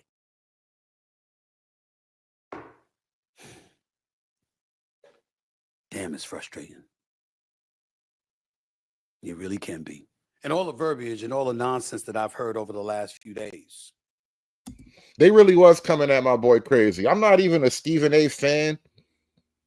I just know the vibe. It's like you didn't even say nothing crazy, and they come. You were at like a 4, and they came at you on a 9.5. Some of them went up to an 11 with the little D energy thing. Like they really coming at him crazy. I get it, bro. I know the vibe. I've been there before. It's why it can get exhausting.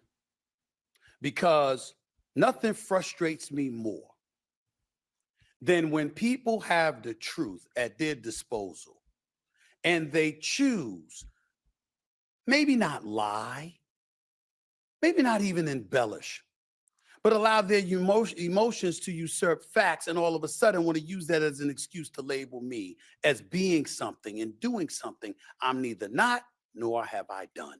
You're too Which emotional. in this case is disrespecting Representative Crockett out of Texas, who, by the way, has had an invite to this show for weeks. She ain't coming. She ain't coming. Governors Josh Shapiro and Spencer Cox came on this show. Senator Lindsey Graham came on this show. Joe. Why is he dressed like a hitman?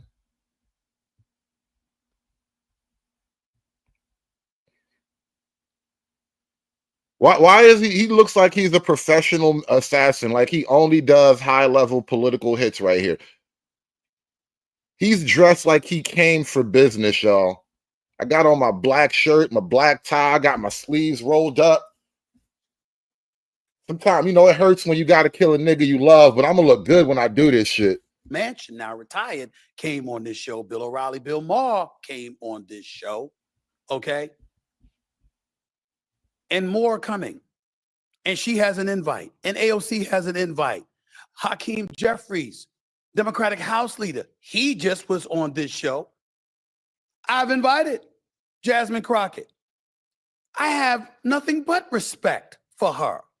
I just disagree on what she's making headlines for because I think it's counterproductive to the ultimate goal.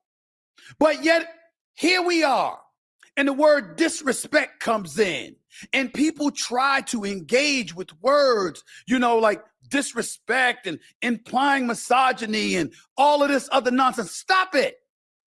Stop it. Can we be grown-ups and deal with what the real issue is? No, we cannot be grown-ups. We can be black. Those are your options. We can be black or we can be grown-ups, but you want to do the same thing. You want to do both, basically, and nah, bro, that's not how niggas is rolling, bro. That is not how we roll, bro. We're not going to be grown-ups and black. That's not how this black thing works, bro. You got to follow Keisha, man. That's where you went wrong. Trying to be grown. Only Keisha can be grown. Involving what I said, Willie D, Roland Martin, Bakari Sellers, and Angela Rye, who I have profound respect for. I mean, the list goes on and on with all of these people. I don't have their names in front of me to my producer that texted to me. I don't have my phone on me right now. So I apologize for not having those names in front of me. But I'm what are we talking about? How's it disrespectful to say what I said? Could you just disagree? Could we just say, yo, Stephen A., I disagree with you. Here's why. We got Willie D. Put up that quote, please. He's putting out quotes. That's not really how a debate goes in Black America. I mean, I'm guessing you haven't really been a part of like YouTube panels and whatnot. It's not the typical energy like, okay, well, you said these things and you laid out these facts and this disagreement. Here's your grievance. Let me tell you why you're wrong with this other set of facts and this other set of logical realities. I can disprove your claim. That's not what we do. These blacks. Or text or tweets about me. Let's see that again. Stephen A. Smith taking shots at Jasmine Crockett ain't just messy, it's weak. Dude is sitting on one of the biggest mics in America, and instead of using it to uplift, he's tearing down a black woman who's out here putting in real work. That ain't critique, that's betrayal. Jasmine Crockett ain't the problem. She's the kind of woman who walks into rooms full of snakes and makes the snakes flinch. Meanwhile, Stephen's showing what happens when a paycheck. Yo, if snakes are afraid of you, that's like you're like biblically extra evil. Like the animal that symbolically is man's, mortal enemy. You're so evil that evil hates you. Gets louder than the principle. That's sucker shit, straight up, end quote. Wow, Willie D. You sure are uplifting. I mean, I got to be touched. That was inspirational. Really, that really, really was. That was inspirational. I'm doing sucker shit. That's what you call inspirational? Yeah, bro. This is how we debate. This is how we debate. Now prove you not doing quote sucker shit, bro. Now it's on you to prove that you're not doing sucker shit, bro. Debate, nigga. That's what you call uplifting? Really? Now, I haven't heard everything that Roland Martin said, D.L. Hughley had to say, and all the other names that I mentioned, but I'm sure it's along the same lines. None but respect. First of all, I'm going to be very, very careful about anything that I say about Roland Martin because he's a friend. I'm going to be careful about anything that I say about D.L. Hughley because I have respect for that man. We've spoken a few months ago. I got nothing but love for him. I am concerned about him not making people laugh and smile as much anymore as he used to because he's more of an activist now than a comedian, but that's a choice and that's his right. And yeah, DL stopped. He forgot how to be funny. When you spend all your time trying to fight racism, you literally forget how to be funny.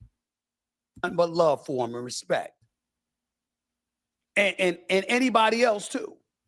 My issue with Bakari Sellers is how he talked about me without ever speaking out or reaching out because you don't like a position that I took before or whatever, but you want to come on and sell your book after. See, I don't play that nonsense. I don't like that. Disagree with what I said. Say why without all the other nonsense. Got nothing but respect. Willie D got over 1 million subscribers. Man, props to you. Doing your thing. Wishing you nothing but the best. This is like black people having a black on black fight in front of all the white people. Everybody laying out their black credentials. I love black women. Nigga, I love black women too. I bought backpacks. Nigga, I bought backpacks too. I'm a Delta Divine 9. I'm a Divine Delta too, nigga. It really is just like a really public blackety black fight. Not getting into all that nonsense, but let's deal with what I was saying, please. Can we do that? Can we be real? So let's take it. Let's take it back. Let's look at the resume of Jasmine Crockett, 30th Congressional District. By the way, the two senators that represent Texas is Senator John Cornyn and Ted Cruz, both Republicans. I'm so surprised. I'm so surprised. Okay. So you got them in Texas and they're doing their thing, right? What are we talking about here in terms of Jasmine Crockett's district? 750,000 North Texans. Texas's 30th Congressional District, vibrant community in the heart of Dallas-Fort Worth Metroplex. That's the area she represents as a... Red Illusion says, we got ourselves a black off, y'all. A good old-fashioned black off. These angry, mad, opportunistic, lying black women. Freedman's Journal says, Black and Miles versus cigars, bro. That's a crazy versus. Like, them two groups don't even want to talk to each other. The cigar niggas and the Black and Mild people, no. Never shall the twain meet. Congressional representative, earned her BA in business administration from Rhodes College and a JD from the University of Houston. She's licensed to practice law in Texas, Arkansas, and the federal courts. So this is an accomplished, well-educated woman. Ain't nothing about her stupid. Ain't nothing about her something to dismiss or disrespect when it comes to her resume. Let's get that out of the way so as to make sure I'm not being disrespectful when we're talking about her, okay? What's her reputation? Crockett's performance in the House, according to research, and her success in delivering wins. See, that's why he wearing the black shirt and the black tie. Because at first, he was just playing around, doing a little bit of light criticism. Now I gotta body this bitch, man. I really do. I gotta put her in the box, man. I gotta put her in the box and dump it in the ocean, bro. For her district is quote unquote mixed. She's active, ambitious, and visible, exceptional when it comes to fundraising. But many of her major efforts are still works in progress, bills stuck in committees, introduced but have stalled, etc., according to Congress.gov. I'm just reading. She faced similar difficulties as a state rep. The Texas legislature's sole Black freshman had big plans for her first session. She ended up mostly playing defense, according to them. You ain't never been about nothing. All you do is run your mouth. That's what you do. You get up there and run your mouth. You put on your wig. You bolt on your lashes. And you run your mouth, bro. You don't get nothing done. And what the implication was is that while she's great at fundraising, the challenge for her was cultivating relationships in Congress. And what does that mean? Potentially going across the aisle when you don't want to. Yo, put a 1 in the chat if you think Stephen A. Smith got on his black Air Force Ones right now. Put a 1 in the chat if you think he got on his black ones right now. Because that's really, that is the perfect thing to top this this whole fit off right now. Because I would have definitely came to work with my all black ones. I'm telling you, I keep a pair of black ones. You never know when you got to put your black ones on. Telling you, man, it hurts when you got to kill a nigga you love, but you might as well be fresh when you do it. Potentially going across the aisle, okay, when it might be in the best interest of the 750,000 constituents you represent. We know you're a Democrat. We know how disgusting and vile you find the president to be. You've told us on more than one occasion. What I was saying was, where's that going to get you when you're so willing and so apt to verbalize it the way that you choose to verbalize it? How is that going to be productive to your constituents? You have every right to feel the way that you feel about him. You have every right to do everything that you can to vote him out of office, or in his case, the people that are under him, the J.D. Vances of the world, a Marco Rubio of the world, a Pam Bondi, a Kash Patel, and others. You have every right. You should be doing everything you can to win the midterm. But what I'm saying is, where is her rhetoric going to get her and the people she represents in the 30th congressional district in Texas? What am I talking about? To my producers, could y'all play the clip when she's talking about the president as an enemy of the United States? Could she play that, please? You see, you made him go dig in the crates, y'all. I told you, he got his funeral fit on. He came to body people. I got work to do. I was just chilling, just making observations and whatnot. Just being a black man off to the side, doing my own thing. Here I find out now I gotta put on my funeral suit, bro. I gotta put on my dead body clothes. It's crazy what you gotta do to be black, y'all.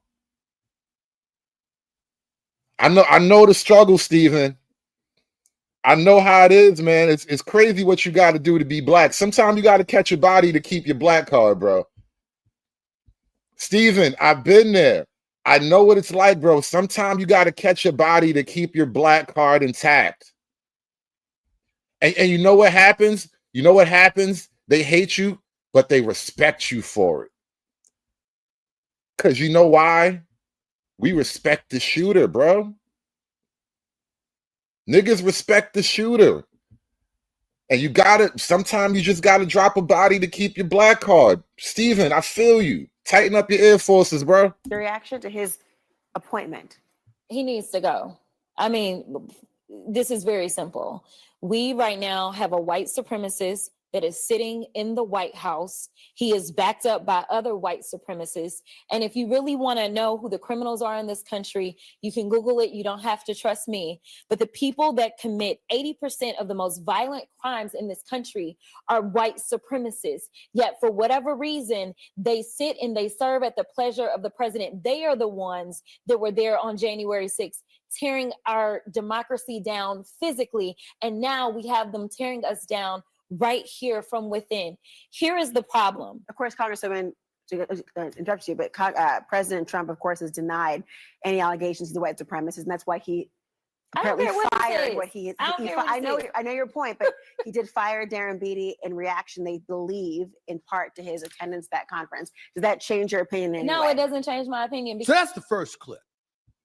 There's a president of the United You got another clip? That's just number one? Oh, shit. He got evidence, bro. He came out with ammo. States that you're calling a white supremacist, and you're saying that the people who work under him are that as well.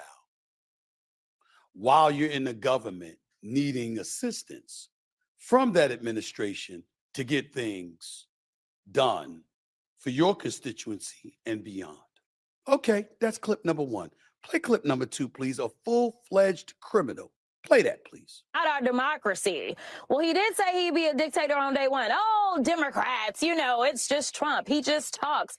Well, let me tell you something. He is doing more than talking. We talked about Project 2025. We talked about the consolidation of power. We talked about how he wanted to be a king. We talked about in a democratic republic, that is not what it is. We have some sort of checks and balances, and he is doing everything that he can to get rid of those checks and balances. The DOJ and the people that he's going after were simply doing their jobs. The problem is that Americans thought that it was okay to take a full-fledged criminal and make him the president of the United States, and then they want to act aghast when he does criminal things. Let me tell you, we have a thug in charge of the United States, and if we don't wake up, we may not have a United States, because right now he has only been successful in being a divider in chief.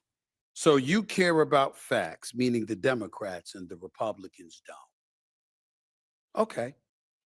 That's another clip. And by the way, full-fledged criminal and thug. Those were words. How about this one where she called the president a piece of shit? Play it.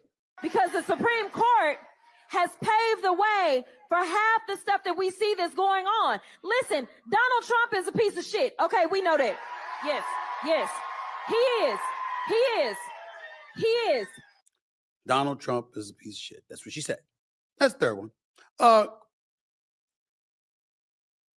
There's another one here where she's talking about how the GOP doesn't care about facts, but the Democrats do. You just heard that. There was also another one. Now, mind you, all that shit she talked, and then Trump just wiping her out politically. Your district is gone. You've been redistricted, which means you now have to run all over again in a completely new area. Your whole thing has been wiped out and reset up. You got to try again with new people now. And everything that you tried to get for your previous district just got wiped out anyway. All your W's turned into L's. I know she mad. She big mad. Can't be nothing but mad. What else she gonna do but get mad? Hoes mad, hoes mad, hoes mad, hoes mad, hoes mad, hoes mad. This is about targeting women of color in the United States of America. Don't tell me, because I didn't get a single apology. Time has expired. My life was threatened. Thank you. Hoes mad, hoes mad, hoes mad, hoes mad, hoes mad, hoes mad, hoes mad. Where she called them again a white supremacist. But it didn't just stop there. She went to her own governor of the state of Texas, who's in a wheelchair, by the way. Keep that in mind. And listen to what she said about him. We in these hot ass Texas streets, honey. Y'all know we got Governor Hot Wheels down there. Come on now. And the only thing hot about him is that he is a hot ass mess, honey. So yes. Governor Hot Wheels. And the only thing that is hot about him is that he's a hot ass mess. And that's going to serve 750,000 constituency in the 30th District of Texas. That is what I was saying. Never mind what she feels. Never mind whatever level of justification you may have towards feeling the way that you feel. When you're in her position, that's not going to get you anywhere. Always with the feeling. That's what I was saying. Enough what I feeling. was saying was this educated, brilliant Black woman representing over 750,000 people is engaging in verbiage and rhetoric for the streets.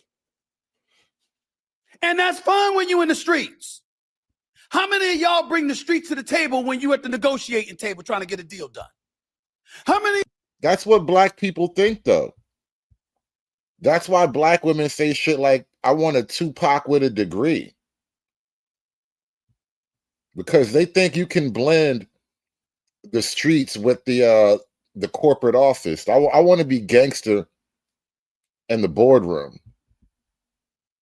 If you are able to think that for a second that you're able to bring street verbiage to Capitol Hill and that's going to work for you.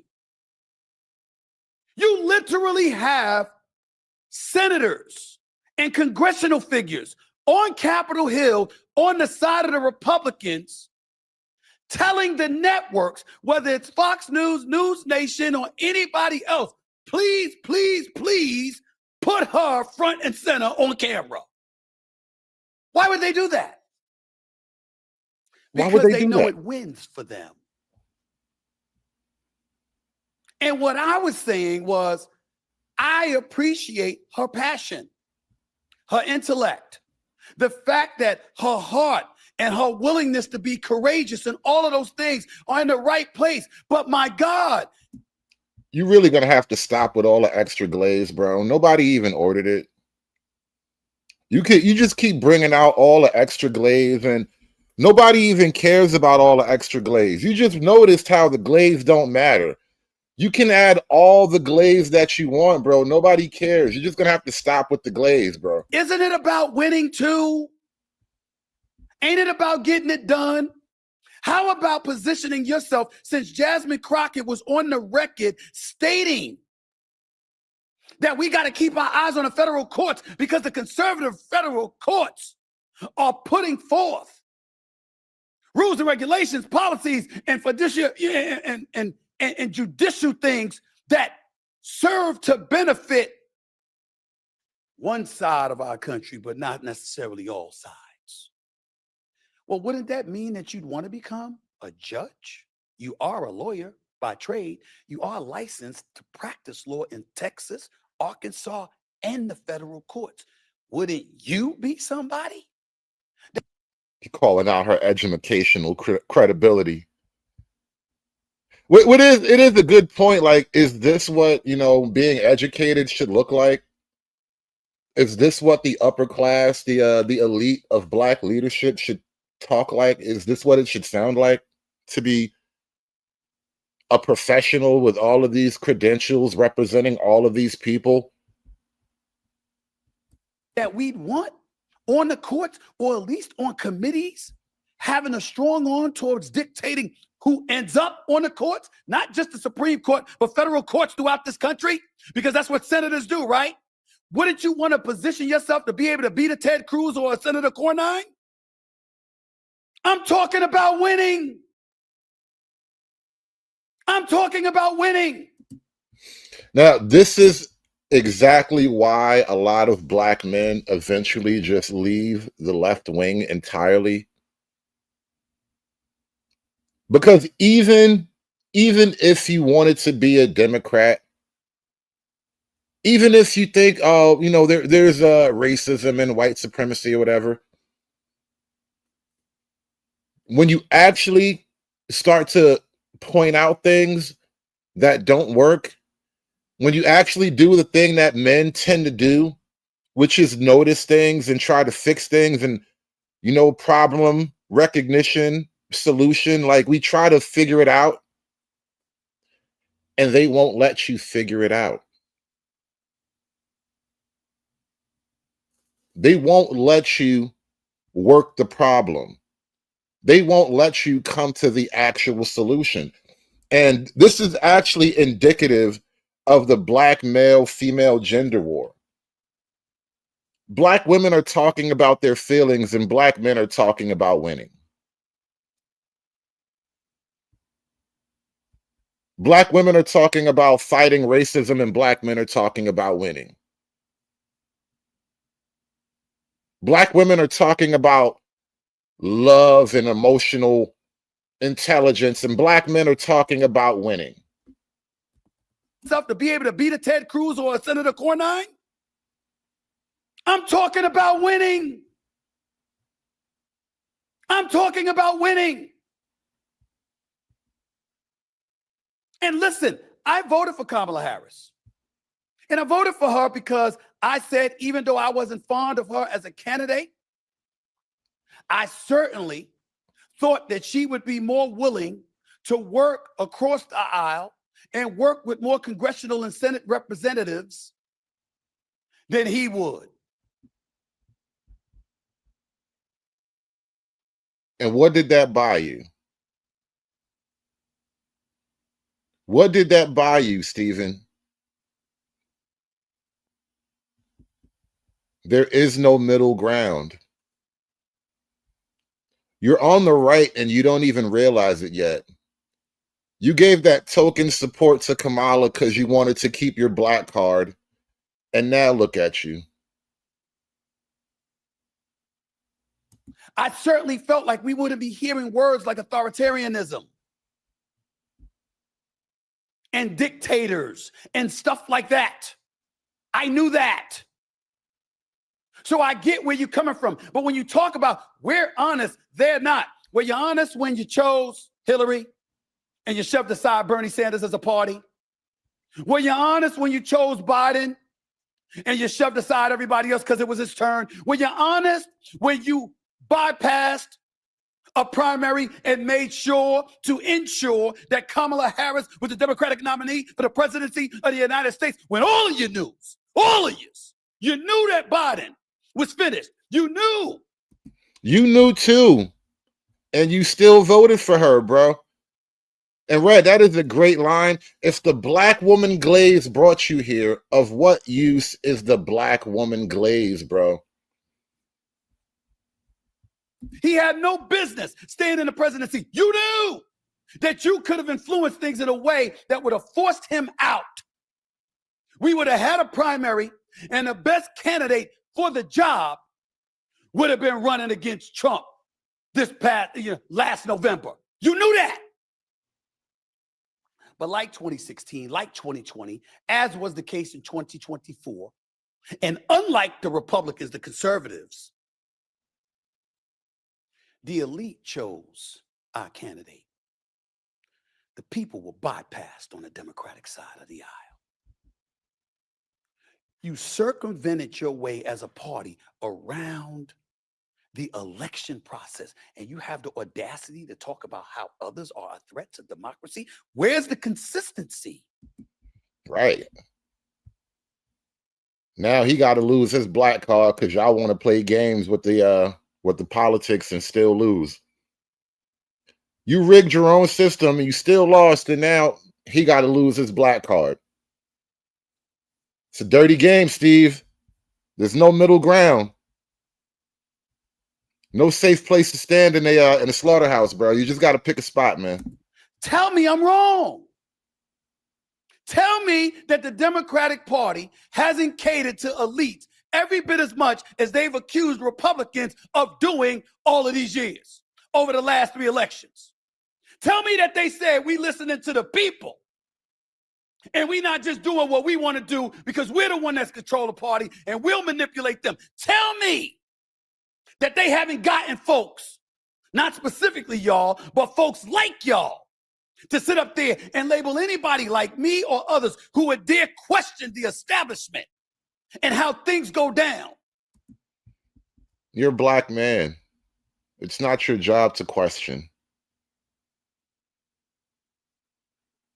It is not yours to ask why. It is only yours to do and die. And say, yo, he a sellout. Yo, he don't care. What's up, Willie D? What's up? He gonna bust a cap in Willie.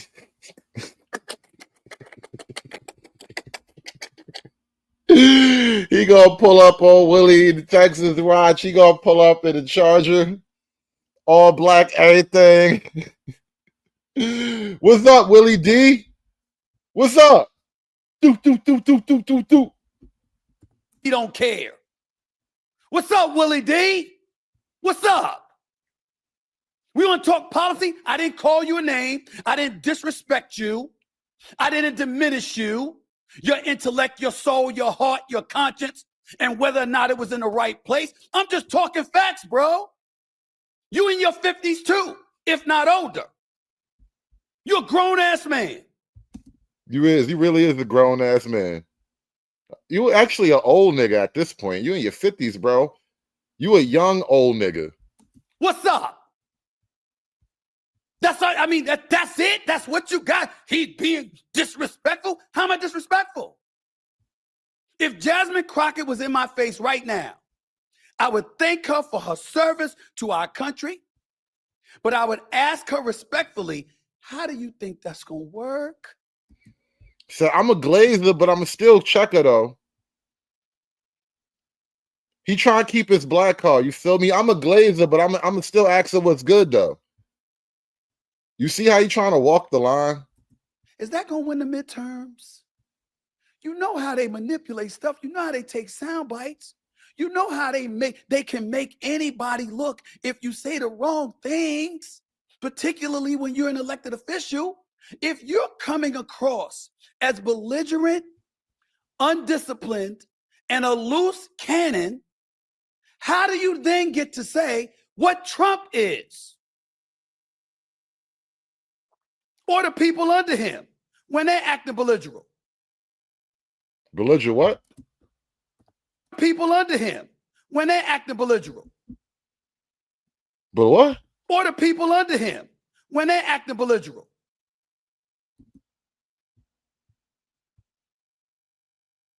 One more time. Or the people under him when they're acting belligerent.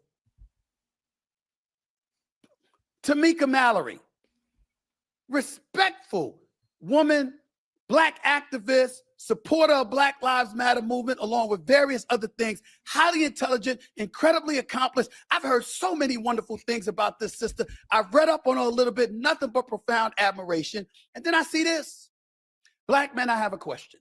I see a lot of great commentary from many of you on Stephen A. Smith's ignorant statements time and time again.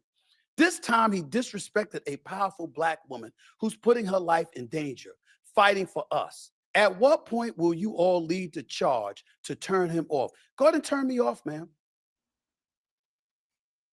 It's no longer a difference of opinion. Stephen A. Smith's actions are intentional, and in this climate especially, it's dangerous. Just wondering if you all plan to do him like you did the NFL about Colin, or are we still watching his commentary on Wake Up?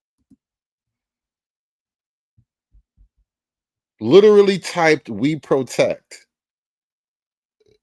Like the internet memes are actually a type of reality, bro. Like the internet memes kind of break the fourth wall and become reality. Nigga literally type, "We protect." Cause he black. Must protect. We protect Jasmine for us, period. End quote. So Tamika, don't recall ever meeting you. Never a conversation. You want me canceled?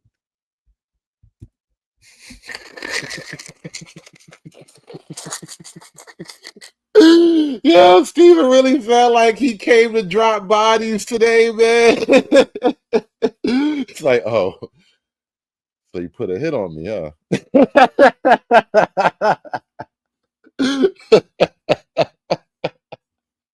So you thought you could hire some guys from out of town and nobody's gonna know about it, huh? You thought you could get me whacked, huh? You thought you and your fucking goons were gonna take my spot? Yeah, he really is on his goody right now. You want me canceled? Yeah. Because I asked a question. Jasmine Crockett, how is that going to work for you and your constituency? You are a Black woman who is speaking your mind. I spoke my mind about whether or not that strategy is going to work for her and going to work for the Democrats in pursuit of regaining power during the midterm elections and hopefully the presidency. I told you, when niggas start calming down and talking really slow and deliberate, they're trying to keep a lid on their murderous intent. Like, that's when he's at his most murderous right now. That's why when he came in, he was just like, you want me canceled? I'm like, oh, nah, this nigga want blood. He really do want blood. I could tell right now. He is at his most niggerous right now, bro. In 2028, because I'm not a Republican and I don't have a desire to vote for any of the Republican candidates that I see. And because of that, you want me canceled? You want to rally folks up to go against me? Oh, you got your little shooters, huh? You think you got goons, huh? You think you got people? I've been with made people, connected people. Who you been with? Chain snatching, job ass, somebody call motherfucker. Let's get it on a micro scale. I'm a Black man that's not doing for Black people. How about the Black people I employ? How about what I do with HBCUs? Told you. I've been with made people, connected people. How about what I do within the walls of ESPN? How about the brothers and sisters that I've helped in this industry? Who you been with? Yeah, I'm telling you, he is trying his best to be on his most gangster right now, bro. He really digging in his bag right now. All of that gets shoved aside and dismissed because I asked Representative Crockett, how's that going to work for you? Really? It's highly, highly, highly intelligent and accomplished as you are. That's all that it takes for you to go against everything. You too smart to be this dumb. That's really what it boils down to. He's disappointed after all the glaze he was putting out. He like, damn, it's really that bad out here? Shout out to Mr. Enigma with the 233. Real ninjas believe in keeping these 304s accountable. Everybody must eat. Everybody must eat. Everybody must eat. Everybody must eat. Yes. I need that money. That has helped make us what we are. That helped get, what were we saying? Whether it's civil rights movement, pre-civil rights movement, post-civil rights movement, it's about having a voice and a connection. It's about having a microphone that resonates. It's about provoking dialogue and introspection. Yeah, he really on his Stephen A. Mr. O says, Stephen Smith is in his Nino Brown shit. Jasmine Crockett, sit your $5 weave ass down before I make change. He's making change right now, bro. I have this show. You're welcomed on it. Jasmine Crockett's welcomed on it. Roland Martin has been on several times. Angela Rye's welcome on it. D.L. Hughley's welcome on it. Everybody doesn't have a platform. Most people who have a platform don't bring people on who disagree with them. I invite it all the time. See, look, he getting on this shit. He getting on this shit right now. Made me show my resume off. Tell you, I've been with made people. You niggas don't come holler at me. None of these niggas have motion except for me. There has to be one real nigga left in America, in this damn country. He about to get on his right wing. I'm angry at all you niggas energy. But because I have an opinion about what's going to work and what's not, that's what we doing. When you look at the platforms that I have available to me, have you noticed how many black folks, how many women are suddenly on these platforms over the years compared to what it was before I arrived? Said I put these bitches out here. I got these hoes on a stroll. I got them looking all good, shining and everything. I did that. Look at the names in power at ESPN, at Disney, at SiriusXM, even at Simon & Schuster. Now, notice all that glaze that you was doing, all these black women that helped you. Where are they now? Which one of them stepped out to say, oh, nah, that's my dude. He ain't like that. Which one of them put their necks out and was like, don't come at my boy Steven like that. He ain't do nothing wrong. All of these black women that you put on, Steven, where are they now? All of these women at SiriusXM, at ESPN, Fox Sports, right? Whatever, wherever you were, where are they now in your moment of need? Funny how they just don't help you. My book at Simon & Schuster was published through Imprint 13A. Mr. Charles Sue, a black man who is one of the most influential voices in all of publishing.